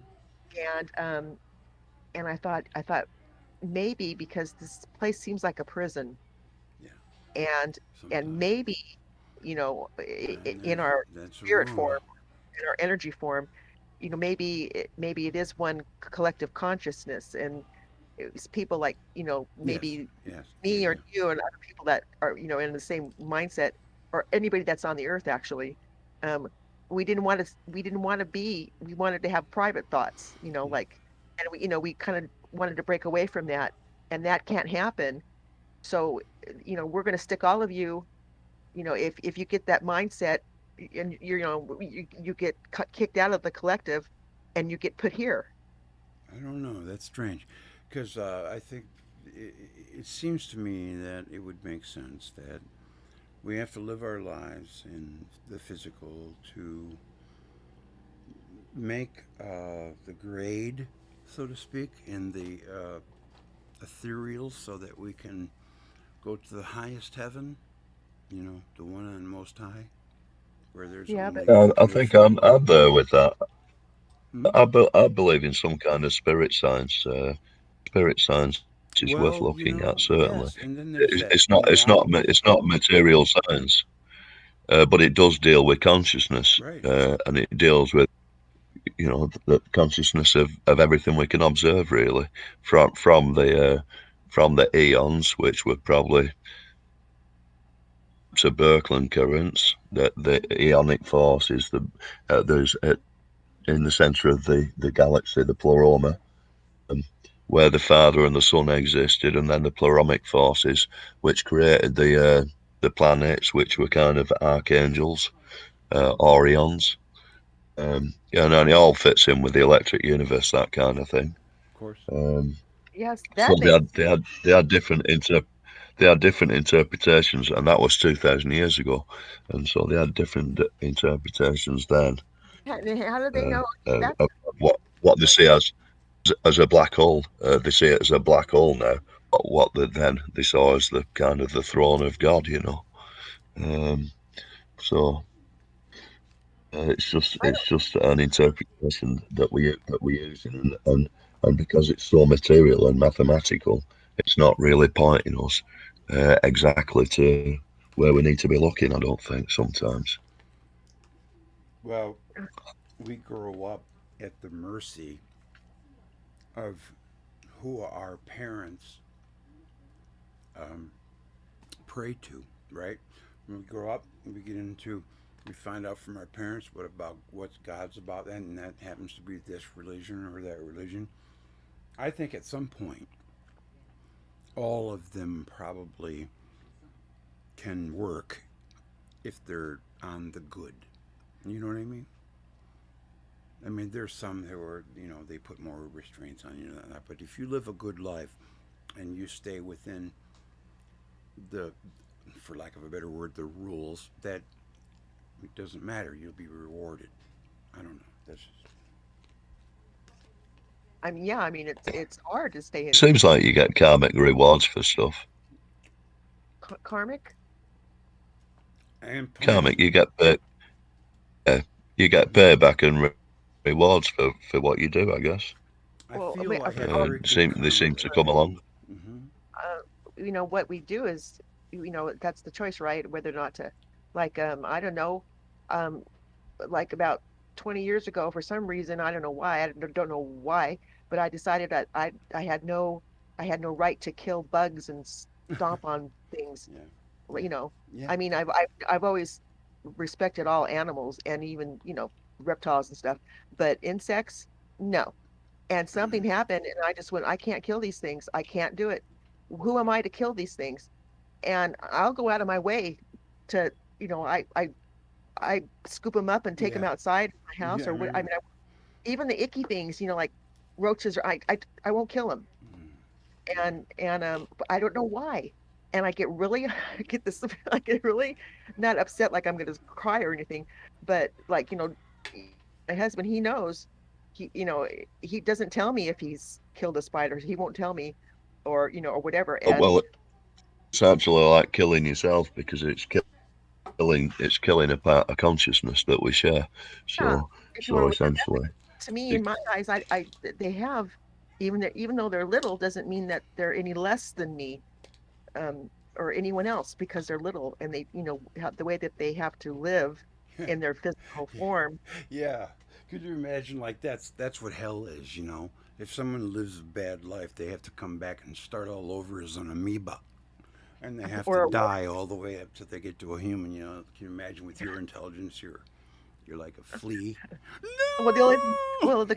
the only good thing about that is you have really short lifespans. So Yeah, that's true, but you have to die every time. Yeah. That's not yeah, very good. but you know, I mean, I don't know if It's the only reincarnations, thing I don't know about living that real or sucks not, but is you have to die. But then again, who would want to live forever? Could you imagine? The universe is well, you no know, more and you're still alive. in a mortal body, you mean? Who, I you know, wouldn't Well, want to get past 120. We're at an egg. as long as you You'd be a can get living fossil. as It's a long good as you job. you know, who wants to get to 100 and be all wrinkled and decrepit and still keep living? No, you know, you want to if you're going to be immortal, you want to be young enough to enjoy. That's well, it. that's You want to be true. having fun and not in pain. Yeah, But Yeah, we that's so should, it. humans should live into the mid 250s.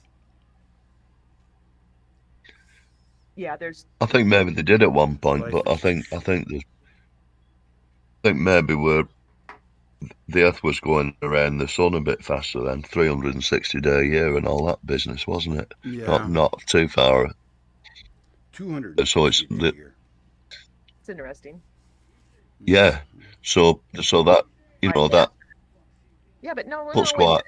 quite a lot of years on someone's life span. Yeah, but wouldn't you just age quicker?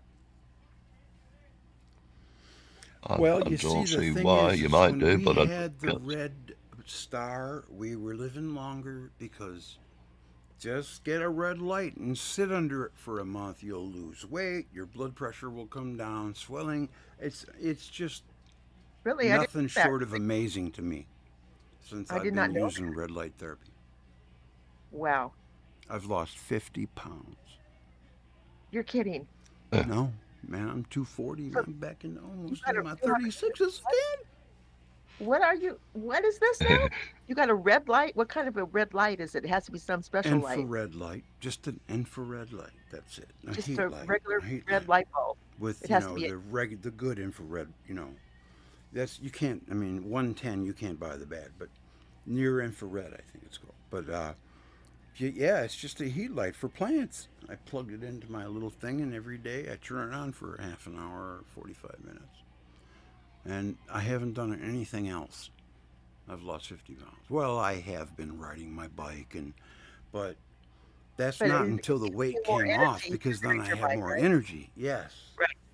because when I was at that max, I was freaking porking out, man. I was porking out at 290. Ooh. When I realized, oh man, this isn't working. I was taking blood pressure pills and maybe pre-diabetic, and I was really, thinking about That'll my cause problems. longevity. Yeah. So I researched everything I could find. I found salt pills and red light, and I've been on them. Lost 50 pounds. I have more energy. My knees don't hurt anymore. My sore back went away. My blood pressure's come down. I'm no longer pre-diabetic. That's brilliant. Absolutely brilliant. I'm not on Well, meds. I mean, I'm 63. I had never heard of. See the stuff. It's like, of course, who's going to hear about that, right? They're going to keep that a secret. Yes. I mean, And you're lucky what you is found it out about that. red light that makes us heal? Interesting. Yes. Yeah, Because but we come from a brown dwarf star. talk about if there's a plasma event and it does everything gets switched or it flips or whatever, then it will the sky will be red and everything will be red and not blue. I don't like the color red. I'm like, I don't think I like to get up every day and go out and everything's red. I don't think I like that. I know. Red sky at night. I think the sun will be. Sailor's delight. I think the sun will be blue if we have a plasma event, as described in the. Yeah, but why would it be blue? In the fresco at Ravenna, the blue sun, yeah, on that fresco at Ravenna, that was meant to have been produced in 536 or something AD. I do love that big powerhouse chugging friend son of mine. I do love it. Blue. Yeah, but fantastic. It's beautiful. It's strong. It is. It's absolutely gorgeous. It's the sun. So if it's blue, then what kind of I mean, is that healing energy? What is that like? What would that be like? I mean, I know it's healing. You need vitamin C.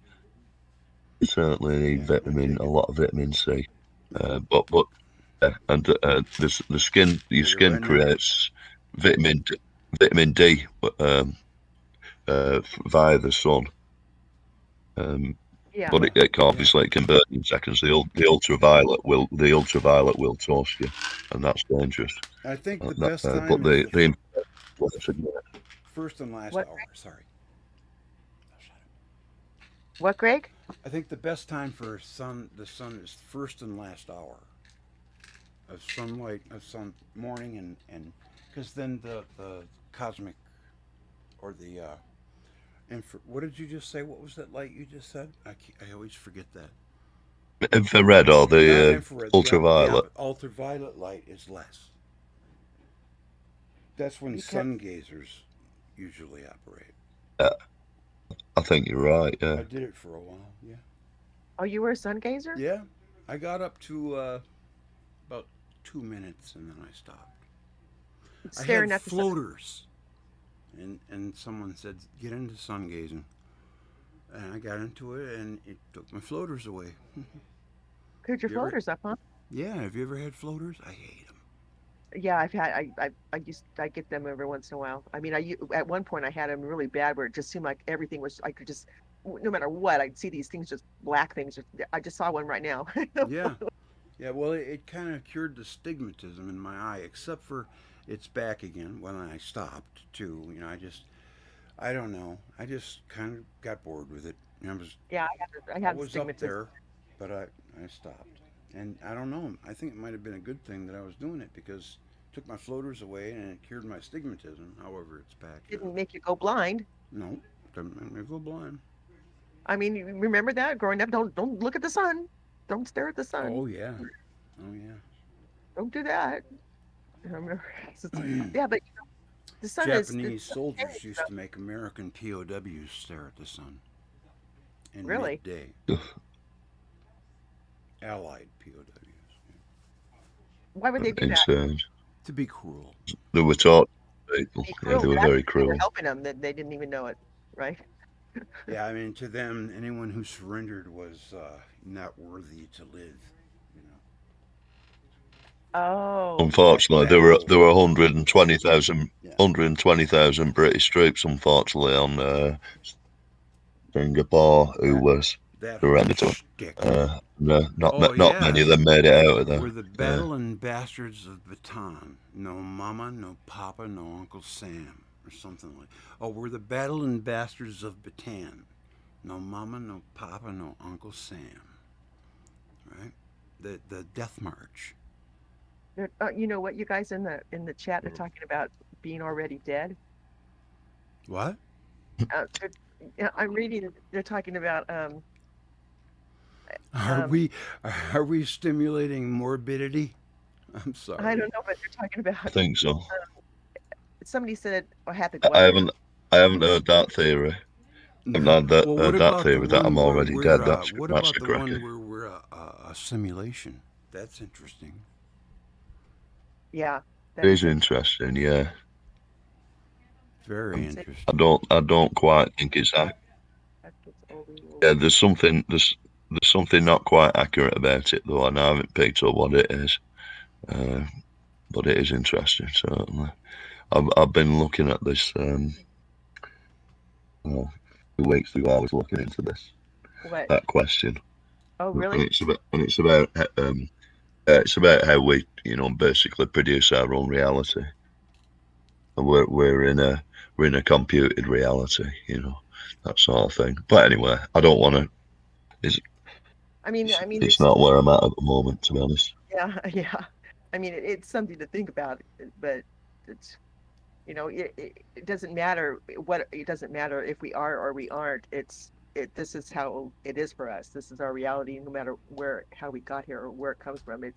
We're living whatever it is we're living it. So, knowing what it is, how's it going to change anything anyway? Well, if we're a simulation, I'm then sure. This is just a video game. Yeah, but still, you're going to wake up in the morning. I mean, maybe that's why a lot of people commit suicide. 'Cause they finally go, shine this. I don't want to play the game anymore. I don't want to be in the game anymore. Yeah, but then what happens if you get on the other side and they go, "Oh, damn, man, you blew it. Now you have to go back and be a flea." I have another quick Tesla video to shoot. Can we I have adjourn? ask you, was that Sure, old man? great. That old man in the video, he was talking about, Yes. he had was that Tesla talking about? Yes. That was Tesla talking. The old man with the big beak. Yeah, that was Tesla talking. Oh my God. It's funny. Life is cruel to us men. I don't know about women, but Oh, please. as we age, our nose, ears, and prostate never stop growing. Well, it's women, the same thing. Isn't doesn't that matter, just male, wonderful? And, That's a nice little joke. but I know. at least you can stay a man. Women, they start getting a lot of testosterone when they menopause, and that turns you into gives you manly features. It sucks being. Yeah. I remember my mom having a mustache later in life. Yeah. Okay. Yeah. That's you think she. Yeah. It's like no. Horrible. You're like, man, like, I want my period back now, really bad. Yeah. I Yeah, don't and know much about love, but I did get kicked in the balls by a mule once. Yeah. Or losing your hair. That would suck, losing your hair, but Yeah. that's another thing about genetics or whatever. What's that about? Like, why do Well, yeah, the same thing with the whole. We could go the whole gamut with that. Why do they seem to perpetuate people changing their sex and shit? I don't know. I don't have nothing against people who are like that, because I know that some folks have a little bit more feminine in them, have a little bit more man. I know that, so I'm not saying that. But why do they say yes, encourage it? Why this? because it's Why? part of their religion. It's the Baphomet. The Baphomet is what they worship, and Blur it's the line between boy and girl. Baphomet is he's got boobs and And he's got sleeping humans just okay. and and because you have some kind of trauma, some kind of sexual molestation or whatever when you're little, and you're confused about sexuality, and it makes you vulnerable. So this is how Yes, they, yes, yes. and um that That's why a that role model is that so whole important. thing, once a person gets sexually molested, it's very rare that, not very rare, Oh, but I mean, that's every once in a while somebody can break the cycle, but it turns into a cycle it's where criminal, they, man, that to person do will that grow up to and a sexually child. molest their child, and Yeah. it's a cycle, and it's like this beautiful thing that they've created that keeps people in this horrible mindset and turns people into psychopaths and all kinds of weird stuff because they just can't, it's all that's we're so our psyche is so vulnerable and so easily messed with. I mean, Yeah, it's easy to knock us off our square, is what you're saying. yeah. Yeah. And I Let's see. mean, it's, and even when you Sorry, get older, I mean, but Mr. when you get Guitar. traumatized when you're little, that part of your brain is developing, right? And Mm-hmm. there's certain at certain stages in your life, your brain develops certain things, coping mechanisms, like if you, for just for living, Yeah, and if yeah, you yeah. I traumatized know. at a certain age where you have no coping mechanism, you'll never get the coping mechanism. No, you That- got to yeah, You'll you never got to learn acquire how to that. deal with it and, You'll never learn to deal rise with it. above. You Yeah. can't deal with it. It's impossible because your brain has there's no mechanism in there to work it. It's gone. It's destroyed. There comes a point where you have to, um, no matter what the situation is, you have to say, okay, it's time to sink or swim, and start swimming. You Right. can't just sink. That's how people, go to sleep and never wake up. And so yeah, I mean And, this but I'm it's hard back to to live here. the alien question. So I would say that if there is aliens here, they've probably been here all along. I don't know. What do you think? So that are they okay, do they live have they lived on the planet all along? Or Maybe they've just been I among mean us all along. I don't know. I mean, okay, that's my other question about aliens. It's like, oh, they've been here for thousands of years. Yeah. Why? Why don't they go Yeah, home? right. Now no damn alien crawling around me. I mean, Get what out of here. they have no time is nothing for them. I mean, are God they time dang. travelers? Like, what's with that? Yeah. I don't know. Um, That's a good question. It is. It I is. mean, why? Obviously they're here because they can't leave. I mean, that seems to me. And I mean, one thing that I have a hard time buying, I've always had a hard time buying, is the whole gray thing with the freaking, come on, man. There are no beings that would be biological that would come out like they're from a cookie cutter, where they all look the same. I don't buy yeah, that. No, no. yeah, Now I can buy that maybe they're androids or they're robots or robots. I would say. yeah. Uh, They yeah, but the same like clones or something. When hmm like but here's the thing: if there's a malevolent race out there, then I would say that it's quite possible we might be on the menu. What do you think of that? what about the idea that AI has been behind all this, like the black goo and all that? AI? You mean artificial intelligence? Yeah, Well, yeah. Haven't you heard of black? You've heard of black goo? Come on. yeah, I heard of it, but I don't know if I believe it. Right. Well, I mean, there's people that have worked with it that talk about it, um, you know, and what it does and how it works, and and stuff. And it's kind of creepy, but Yeah. I um, really like what Richard Hall said about artificial intelligence, and he knew something about it because he had worked in the field. And he said, when you're working in systems that are human safety, like life or death, can matter, it's a redundant system, and you always know where the system is at. You do not build like randomness in a machine that's in a thing that is health critical. I think he called it. It has to be redundant upon redundant upon redundant, and always knows where it's at. So if that said, he's like, I don't know why these people like Elon Musk are going around saying, "Oh, AI is going to destroy." It's ridiculous. But he's also pushing technology. Get the thing in your head and melt with technology or whatever. Like Yeah. put the thing under your skin and you don't have to use your car keys anymore Oh, or that's whatever. just the dumbest thing I've ever heard. I mean, that's if you're gonna, I don't know, that The whole one thing thing is. bugs me is when they, if they're going to start saying, "Hey, get this shot or you can't get your check." Now that is bullshit. Yeah. Yes.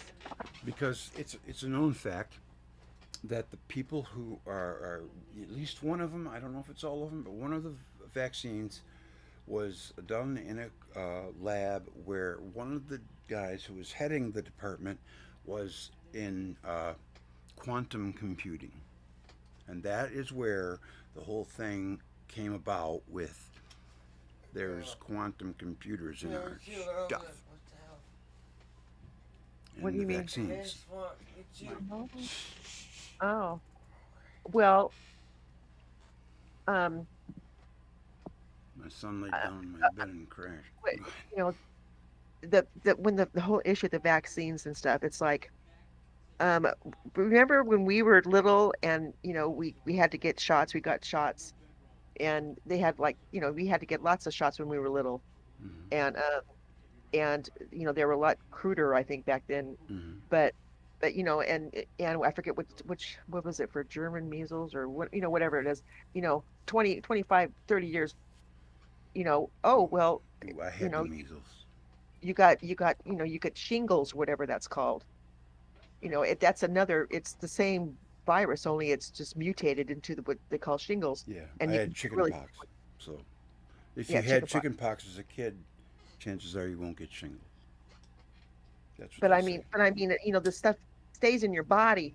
Mm-hmm. And now, people, they're older, they have these, like a skin, your skin hurts really bad, or something. And, it, I mean, you get, there were such a variety of, vaccines that came out, just like, it Yeah, takes but longer than a vaccines year are to not develop a safe. They vaccine. put freaking mercury in them and shit. They're known to cause autism. Oh yeah. And those are they're your typical inoculations or whatever they want to call them. But I mean, like a vaccine for a COVID or something, it's, uh, I'm sorry, but they I have just don't one trust vaccine them. that you had to take 2 shots, another vaccine only it's just Yeah, one shot, I don't trust and them. there's another one you have to take a shot every month. They don't Like know what they're what? doing. They don't know what they're doing. They don't have a But clue. you've got that stuff in your body 10 years This shit was created by from a now. human being. Oh no, they don't know. That's, You don't know what the long-term problem might be arise from this. I mean, something like that could wipe out mankind. I And they're flirting with it, they're just messing around with it. Something like that gets out, like the whole thing with Wuhan. I don't know what's going on. I've never really delved into it, but I heard that it was created in a lab. It's not natural. And if they can do that, then they can make all kinds of alterations and variations. And then what if the thing takes off on itself and it becomes incurable? And, like people who get it croak, like they did with COVID, apparently. I don't know. apparently. I mean, it's pretty scary, man, because they can pretty Well, much do what they want now. they could kill us at any time they want. They don't have to create a COVID. You know what I'm saying? COVID, if it was created, I mean, and I'm sure that it was. It was, they whatever. I mean, there's how many different COVID are there? Like this one's 19. There's like 20 or 20, I don't know, but it's all man-made garbage. But but they could just spray us with that stuff, Yeah. The one and thing we contradictory to it is how are they going to make a profit with no people exactly. to profit off of? But but it's enough they can, if you're if you have a bunch of autistic people, they're usually very extremely intelligent. They're just, Absolutely. so and they can focus on And like they're one task, true blue. and they don't they're not gonna ask questions, True and blue. they're just gonna do their jobs, whatever. And I think that's just awful. I mean, to have a, you know, a kid, that's just horrible. That your child is perfect and beautiful, and then, you know, they get their shots, and it just turns them into Right. whatever. It's Well, just yeah, awful. but the thing that makes it even worse, really worse, is they get it when they're babies. Olivia got her shot when she was 5 minutes old. They stuck a needle Uh-huh. in her butt and shot it in. I went, "Oh, what was that?" It's like bam. And she said, "Vitamin E mixture," or something like that, because Olivia was a little jaundice when she was born. She had to go and get in a little incubator for a couple of You got to weeks, you know. put her under a lamp. Yeah, yeah, yeah, and that was concerning. But we definitely believe that that shot is what messed her up, you know. But you know what? I mean, she is doing so. I'm so proud of her. She is like a blessing to be like that, because it doesn't hinder her one bit. See, so good. She's That, I got mean, that's friends up the wazoo. They're all good people. They're just wonderful people. that's awesome to hear that. I mean, she's, you know, I mean, but if you have a really, you know, severely affected child, that would just, I don't know, Yeah, you no, could, you no. couldn't get She's enough money very to read. low on the spectrum, thank God. Yeah, see if they even have a spectrum. Hmm. It's just out of control crap. Hmm. Remember when we were little, there was always a kid in school that just couldn't settle down, Hmm. you know, just Yeah, you that know, was and me. it was like rambunctious. That's a term, right? Right, He's right. just rambunctious. Rambunctious. Same thing Yeah, with my you know, son Greg. Same thing with but Nathan. say like, you know, so and so, go sit down, Now just it's sit down. ADHD. Yeah, yeah, Take this and give him medication. Keep him quiet. medication. And No one-on-one. No soup for you. Yeah, I know. eventually you grow out of it, though. I mean, Right. Right. you know, When I was in not school, they did something simple. They had, okay, say reading. Okay, well, there's a class of 30 kids, pretty much, and half of them, or a third of them, are, and it just happened to work out that way, pretty much. I mean, maybe there was a few more, but there was the airplanes, the rockets, and the jets, and it pretty much speaks for itself. I was a jet. I wasn't a rocket, but I wasn't an airplane either. But it was people's the way that they could read, because that was the one thing I noticed in school for me that held uh, kids apart was their reading ability. Some kids it just took to it naturally, like a duck to water, and other kids were like the yeah. dog. You know what I mean? And it just everybody learns at a different pace.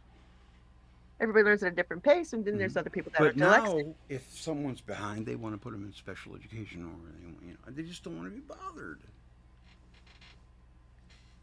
That's the way I see it. I mean, yeah. I mean, well, have your kids been in special education? Well, my Is that daughter has, yeah. She's I got mean, she has to go to this thing now. She graduated this year.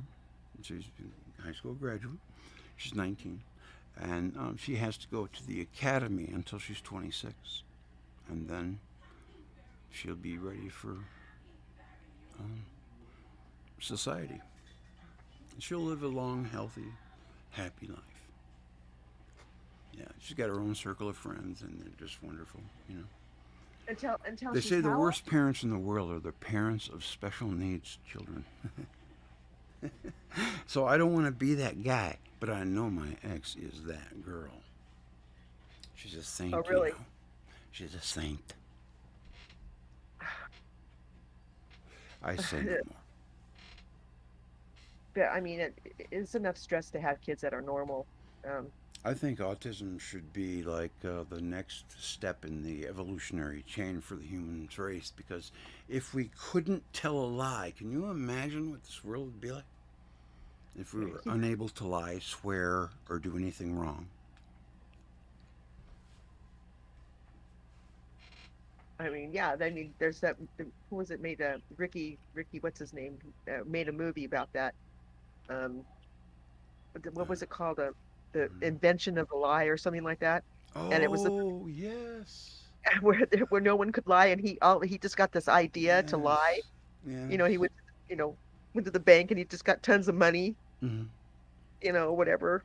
Wasn't that the one where he started talking about God and he couldn't lie, and he goes, "You mean God Yeah. killed my father?" He went, "Yes, I'm sorry." And, His, oh, but he created the lie because his mother was dying and she was afraid, yeah, and he didn't want to tell her, sorry, I don't know what happens. Nothing happens. You just, you're gone or whatever. yeah. And I thought that was pretty touching, but Mhm. and I think that was a good story because it's showing you that some lives are okay. Yeah, Some lives are needed. It's important to tell some lies. yeah. Sometimes I should go check on my peeps. Gucci stepped in, circled. It's a good thing. They're so boring and have no fun. Are you talking about me again? Well, see, What you talking about, what's Willis? what's your video about? Oh, it's I made it not that long ago actually. It's since we're on Tesla, I was going to keep it, with it. And it's Tesla. The FBI report said that Tesla comes from Venus. I've heard that. Hmm. Yeah. Well, let's watch it. I want to watch it. Okay, there we go. We're gonna watch it. I know I will stop boring everybody with my blabbing. I'm in a blabbing mood tonight. We still didn't really talk about aliens very much, did we? No, I know. You guys kept twisting me back into the other It's stuff, but it's a that's hard okay. you I mean, I'm gonna have a 2-hour powwow with Ramon tomorrow on aliens, so they're gonna What get pretty time? filled. I don't know yet. We need to put it together. Are you going to make it a live show? Well, I'm gonna tape it and then make a video. Okay, and then have it for your Saturday night or Well, Sunday. maybe sooner, maybe tomorrow if I can get it done. Oh, okay. Um, Yeah, okay. I'm looking for that video right now. I know it's here. Yes. Tesla from Venus, and we'll look at that right now. Okay, cool. I'll talk to you in a bit. Okay.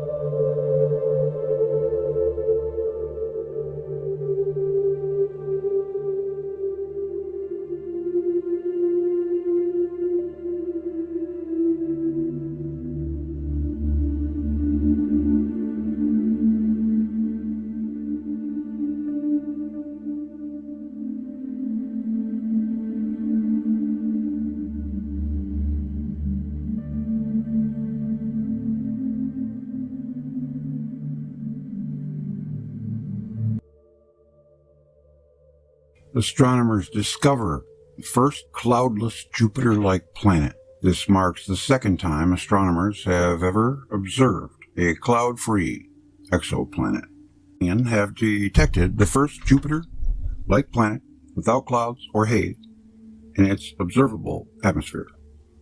The findings were published in the Astrophysical Journal Letters.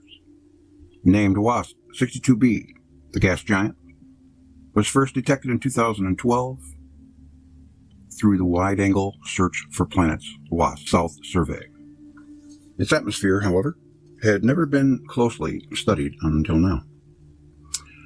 For my thesis, I take discovered planets and I follow up on them to characterize their atmospheres. Known as hot Jupiter, WASP-62b is 575 light years from Earth, about half the size of Jupiter. However, unlike our Jupiter, which takes nearly 12 years to orbit the Sun, WASP-62b completes the rotation around its star in just 4.5 days.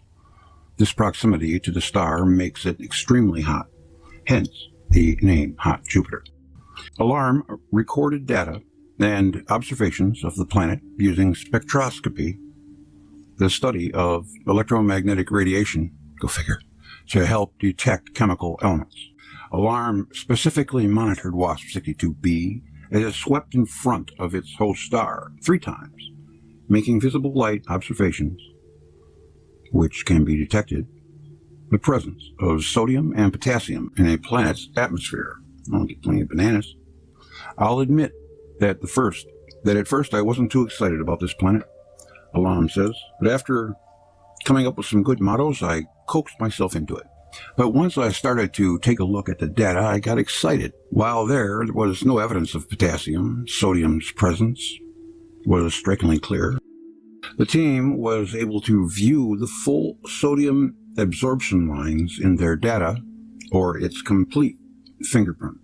Clouds or haze in the atmosphere would obscure the complete signature of sodium, ALARM explains, and astronomers usually can only make out small hints of its presence. Well, every chemical burns a different color. This is smoking gun evidence that we are seeing a clear atmosphere. Cloud-free planets are exceedingly rare. Astronomers estimate that less than 7% of exoplanets have clear atmosphere. According to recent research, for example, the first and only other known exoplanet with a clear atmosphere was discovered in 2018. Named WASP-96b, it is classified as a hot Saturn. Astronomers believe studying exoplanets with cloudless atmospheres can lead to a better understanding of how they were formed. Their rarity suggests something else is going on, or they formed in a different way than most planets. ALARM says clear atmospheres also make it easier to study the chemical composition of planets, can help identify what a planet is made of. With the launch of the James Webb Telescope later this year, the team hopes to have new opportunities to study and better understand WASP-62b. The telescope's improved technologies, like higher resolution, should help them probe the atmosphere even closer to search for the presence of anything but electricity, such as silicon. And that's the story. Ancient relic points to a turning point in Earth's history 42,000 years ago. That sounds interesting. Ancient relic points to a turning point in Earth's history 42,000 years ago. Just like in the Hitchhiker's Guide to the Galaxy, the answer was 42. The temporary breakdown of Earth's magnetic field 42,000 years ago sparked major climate shifts that led to global environmental change and mass extinctions. A new international study co-led by UNSW Sydney and the South Australian Museum shows. I remember about a couple years ago now, I was talking to Diamond Dave of the Oppenheimer Ranch Project, and he also told me that he had evidence of a catastrophe 42,000 years ago. Interesting. The dramatic turning point in Earth's history, laced with electrical storms, widespread auroras, and cosmic radiation, was triggered by the reversal of Earth's magnetic poles and the changing of solar winds. Well, I suppose you could say that, but there were also big giant planets around and electric thunderbolts being blasted all over the place. It was not an event that came from within. Remember, we read from Velikovsky. It was an extraterrestrial event. The researchers, this is just another one of them kind of, be afraid articles. They all go there. The researchers dubbed this danger period the Adams Transitional Geomagnetic Event, or Adams Event for short.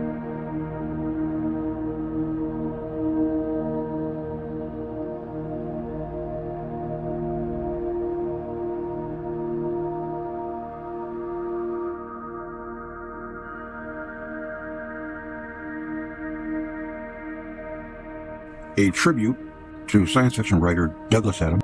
The findings are published today in Science. For the first time ever, we have been able to precisely date the timing and environmental impacts of the last magnetic pole switch, says Chris Turney, a professor of nonsense and science, authored the study.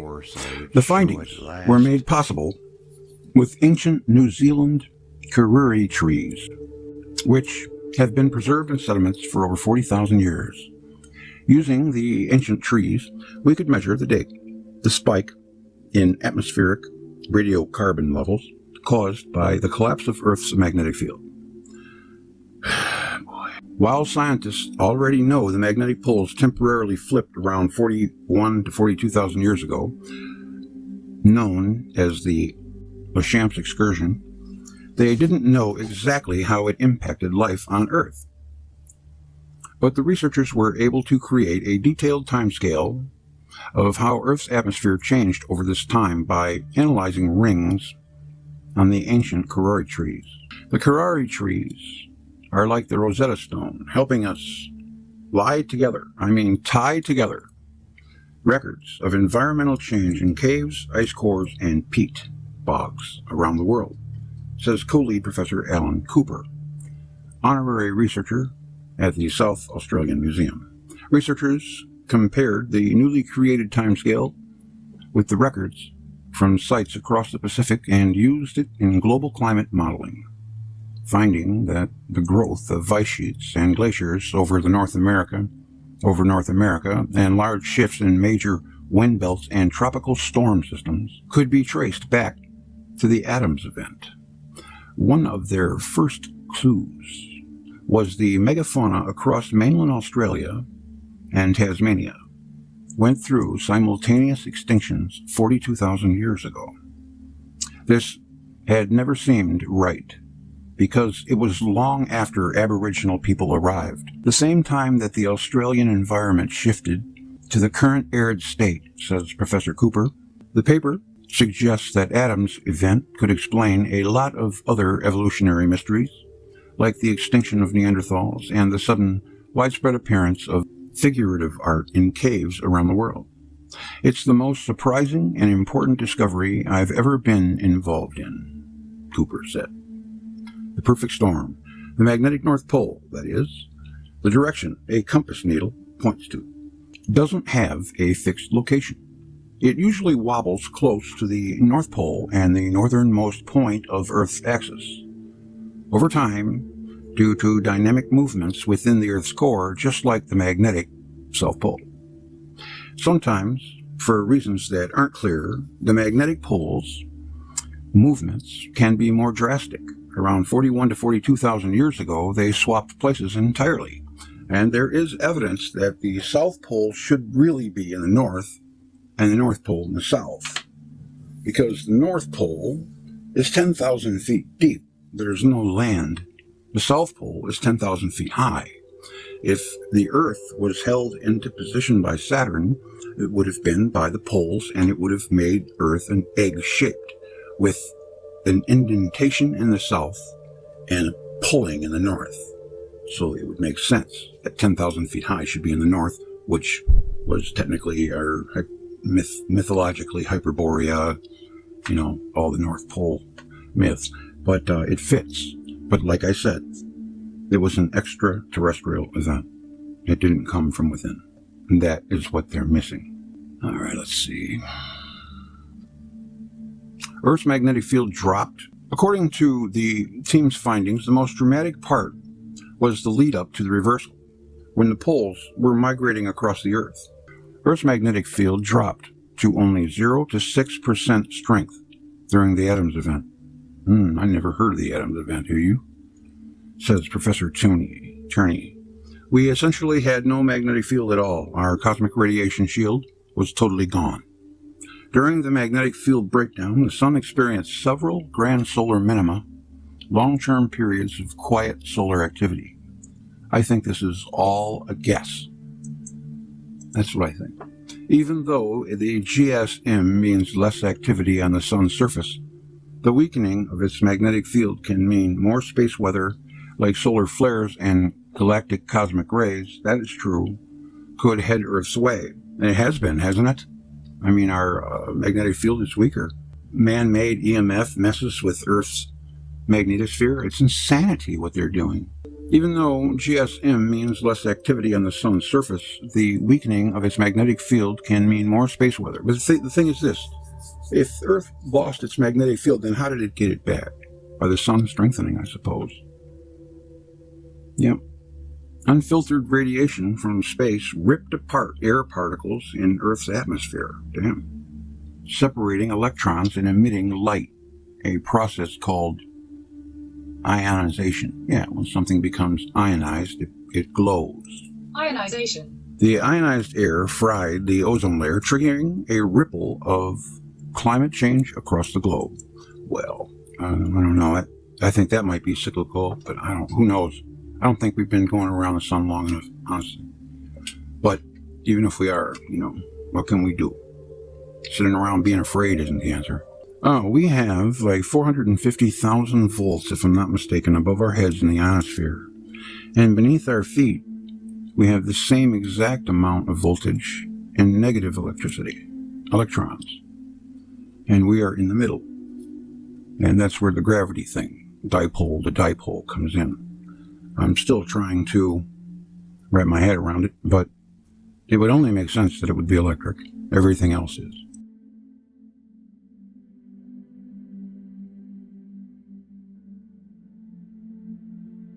Declassified FBI document states that Nikola Tesla was an alien from Venus. Now, I don't know what this is about. Let's find out. We've gotten no help from the mainstream media regarding him at all. Nikola Tesla is a very well-known scientist that no one ever talks about or teaches in school. I hated that part. Who made numerous inventions and discoveries, such as the Tesla coil, alternating current, electricity, neon lights, artificial lighting, X-rays, the rotating magnetic field, just to name a few. His radio technology is actually used in today's computers, smartphones, navigation systems, satellites, missiles, and spaceships. Incredibly, in 1925, he predicted that people would eventually be able to stay connected by seeing and hearing each other, no matter where they were across the planet, by a small device that could fit in a pocket, decades before the smartphone was even created. He had over 1,000 invention patents on record. That included his 1905 patent called The Art of Transmitting Electrical Energy Through the Natural Medium, based on his thoughts that the Earth was an electrical generator that could supply an unlimited amount of electric power. It was obvious Tesla was an incredibly intelligent man who was ahead of his time in regards to his work. In fact, it has been said that his inventions were between 300 and 1,000 years ahead of time, and that the world would be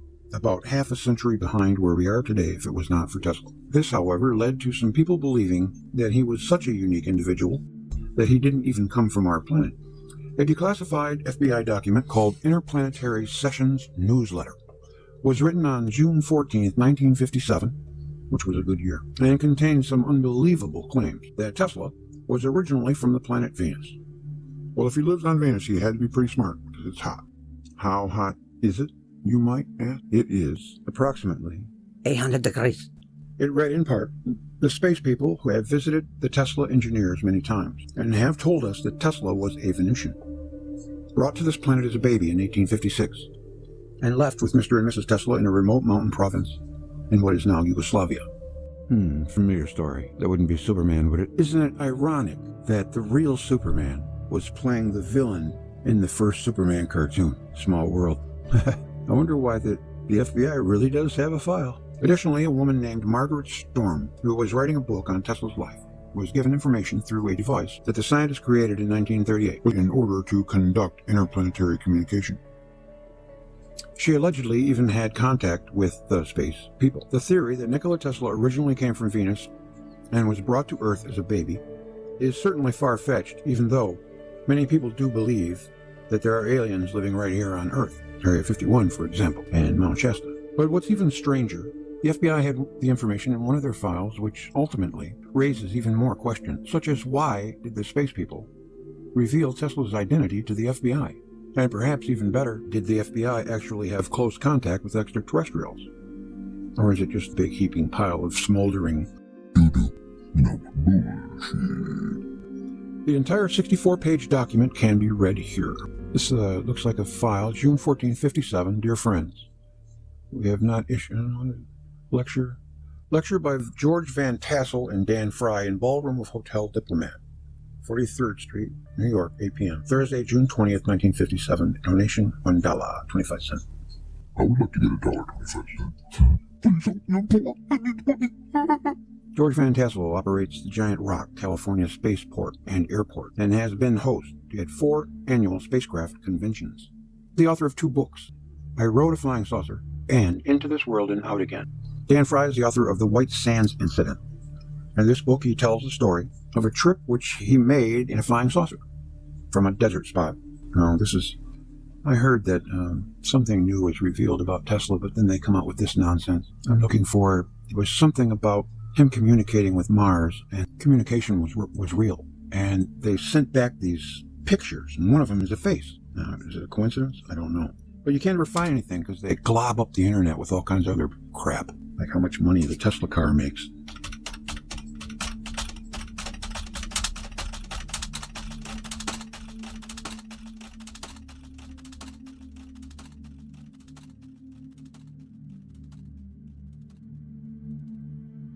And I have something else here that I found about Tesla. While Nikola Tesla was conducting experiments with his magnifying transmitter at Colorado Springs in 1899, he detected coherent signals, which he determined had originated on Mars. Tesla was widely criticized for his astounding claims, yet no one could seriously dispute him.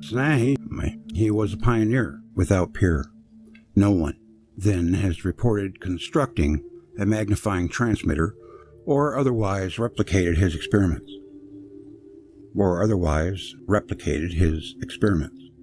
The issue remains unresolved, and the mystery unsolved. Tesla revealed no technical details in his pronouncements and publications of that period other than the pertinent patents. His Colorado notebooks were published in the 1980s. But they make no mention of his alleged contact with Mars. Tesla elaborated on the subject, talking with planets, in Collier's Weekly, March 1901, which says, as I was improving my machines for the production of intense electrical actions, I was also perfecting the means for observing feeble efforts. One of the most interesting results, and also one of great practical importance, was the development of certain contrivances for indicating at a distance of many hundred miles an approaching storm, its direction, speed, and distance traveled. I believe Velikovsky reported on this as well. It was in carrying on this work that for the first time I discovered those mysterious effects which have elicited such unusual interest. I had perfected the apparatus referred to so far that from my laboratory in the Colorado mountains, I could feel the pulse of the globe, as it were, noting every electrical change that occurred within the radius of 1,100 miles. I can never forget the first sensation I experienced. I had when it dawned upon me that I had observed something possibly incalculable. Consequences to mankind. I had observed something possibly of incalculable consequences to mankind. I felt as though I were present at the birth of a new knowledge, or the revelation of a great truth.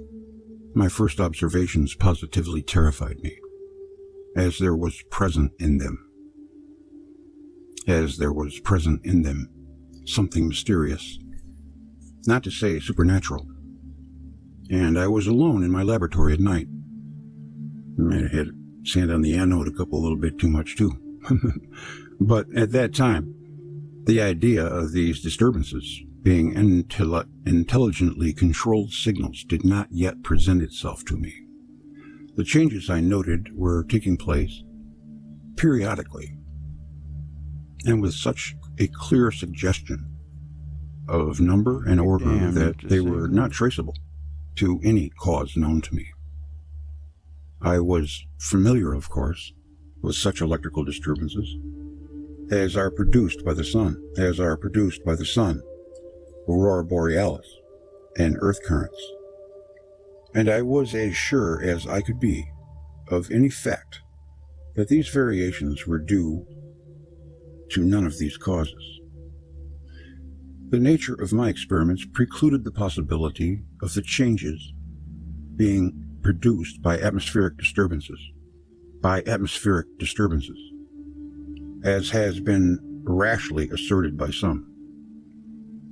It was some time afterward when the thought flashed upon my mind that the disturbances I had observed might be due to an intelligent control. Although I could not decipher their meaning, it was impossible for me to think of them as having been entirely accidental. The feeling is constantly growing on me that I had been the first to hear the greeting of one planet to another. A purpose was behind these electrical signals.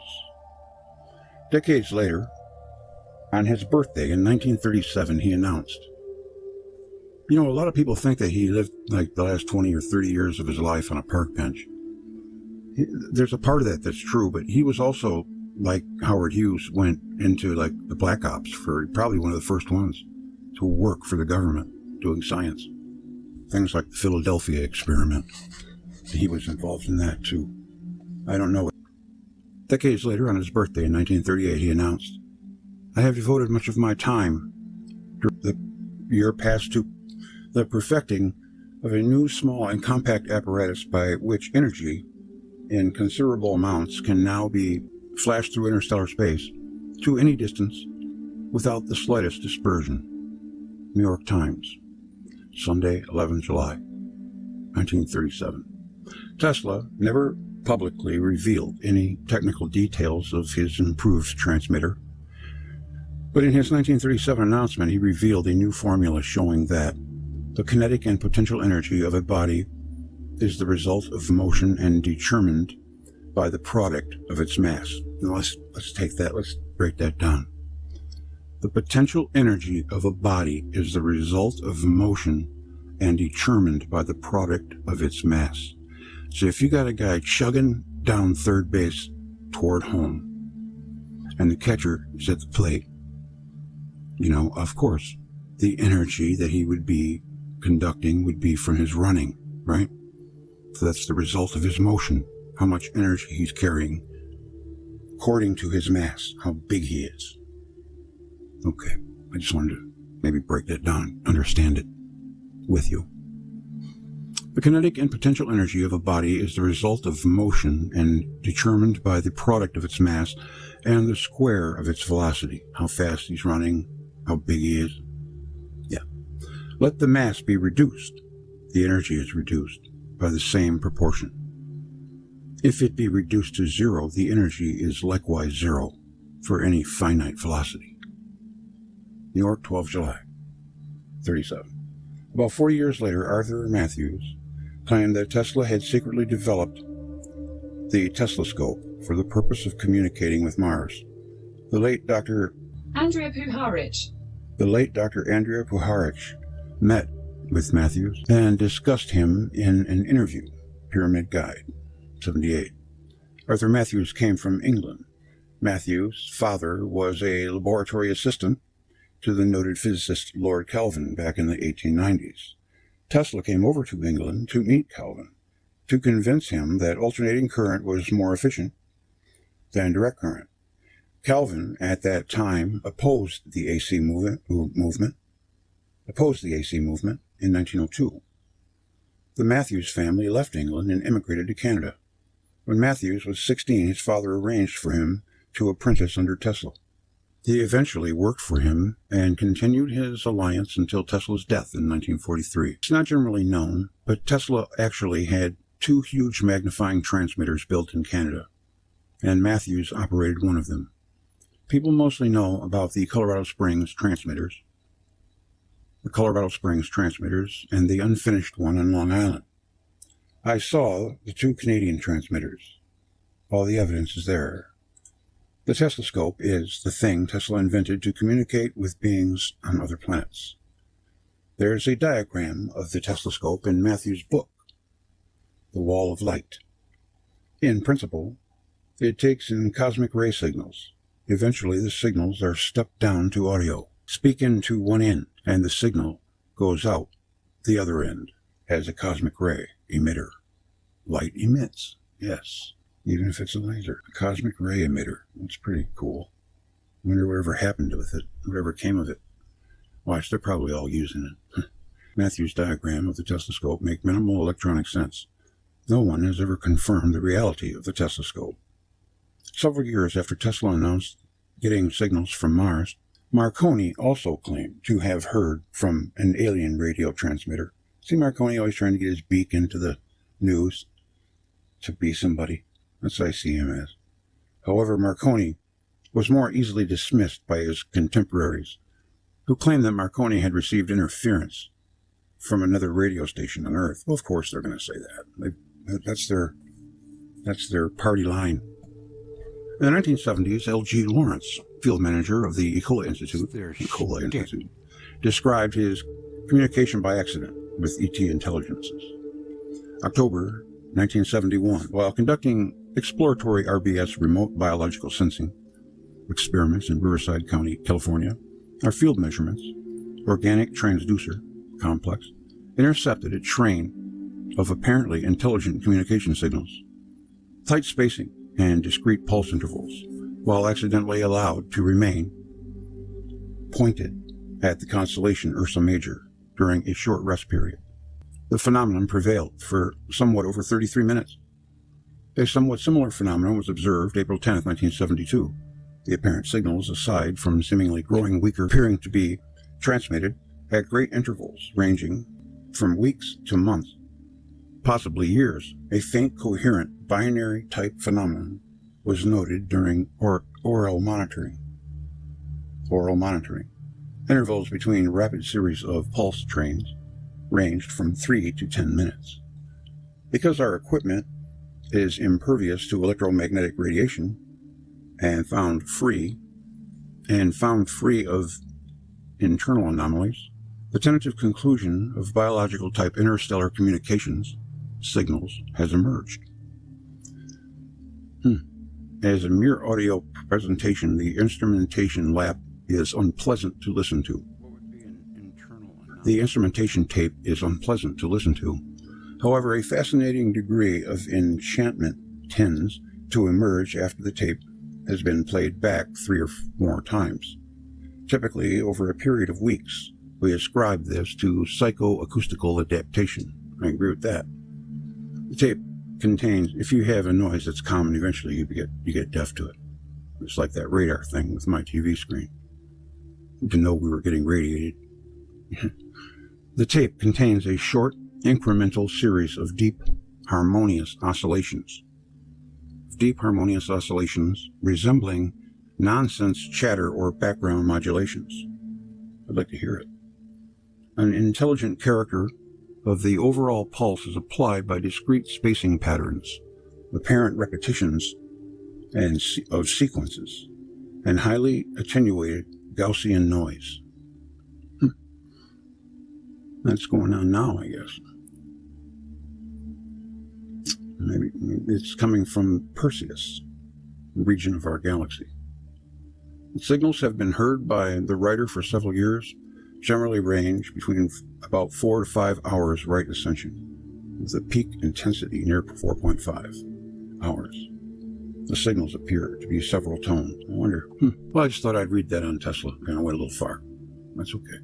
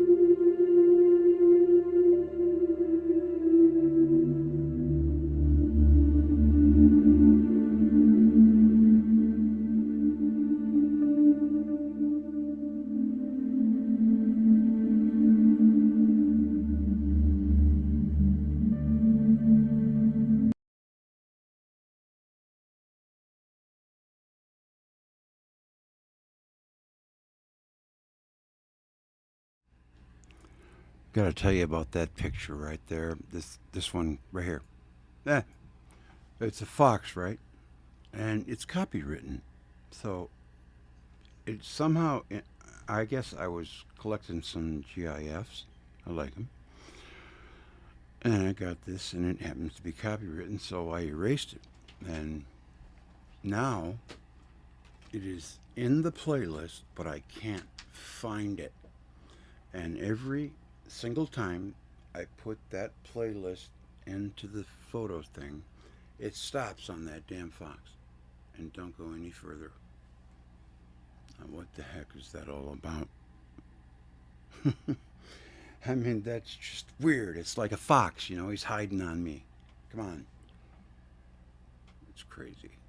That's what it is. And I'm going to find the little bastard.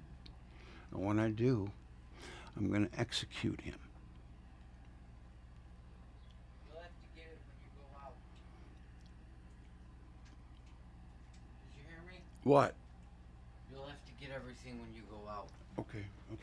I'm get everything. What do you mean? Hold on. Hold on.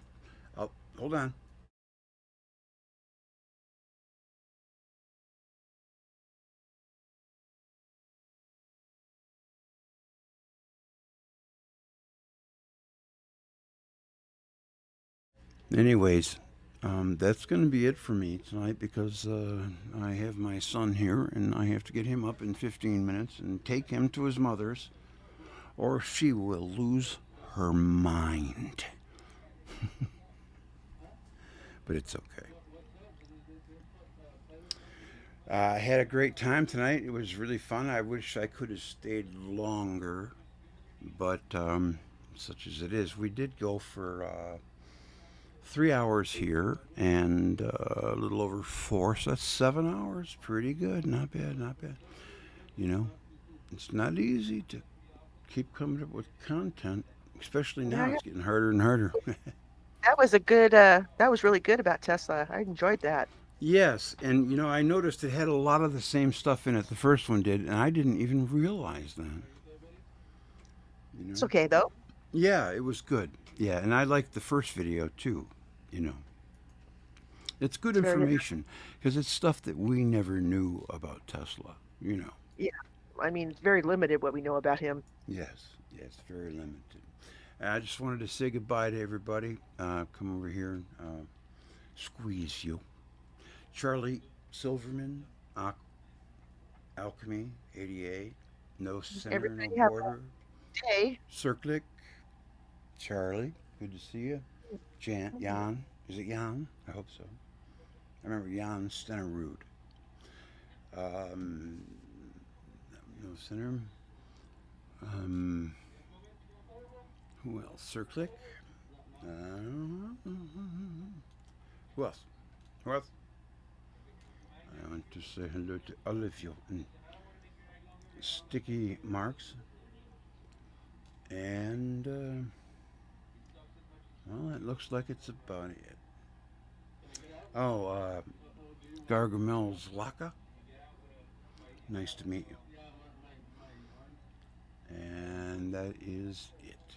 Charlie Silverman. Well, thank you everybody for coming. I wish that I could stay longer, but I have to go. I gotta get my son back, or I will be crucified and boiled in oil.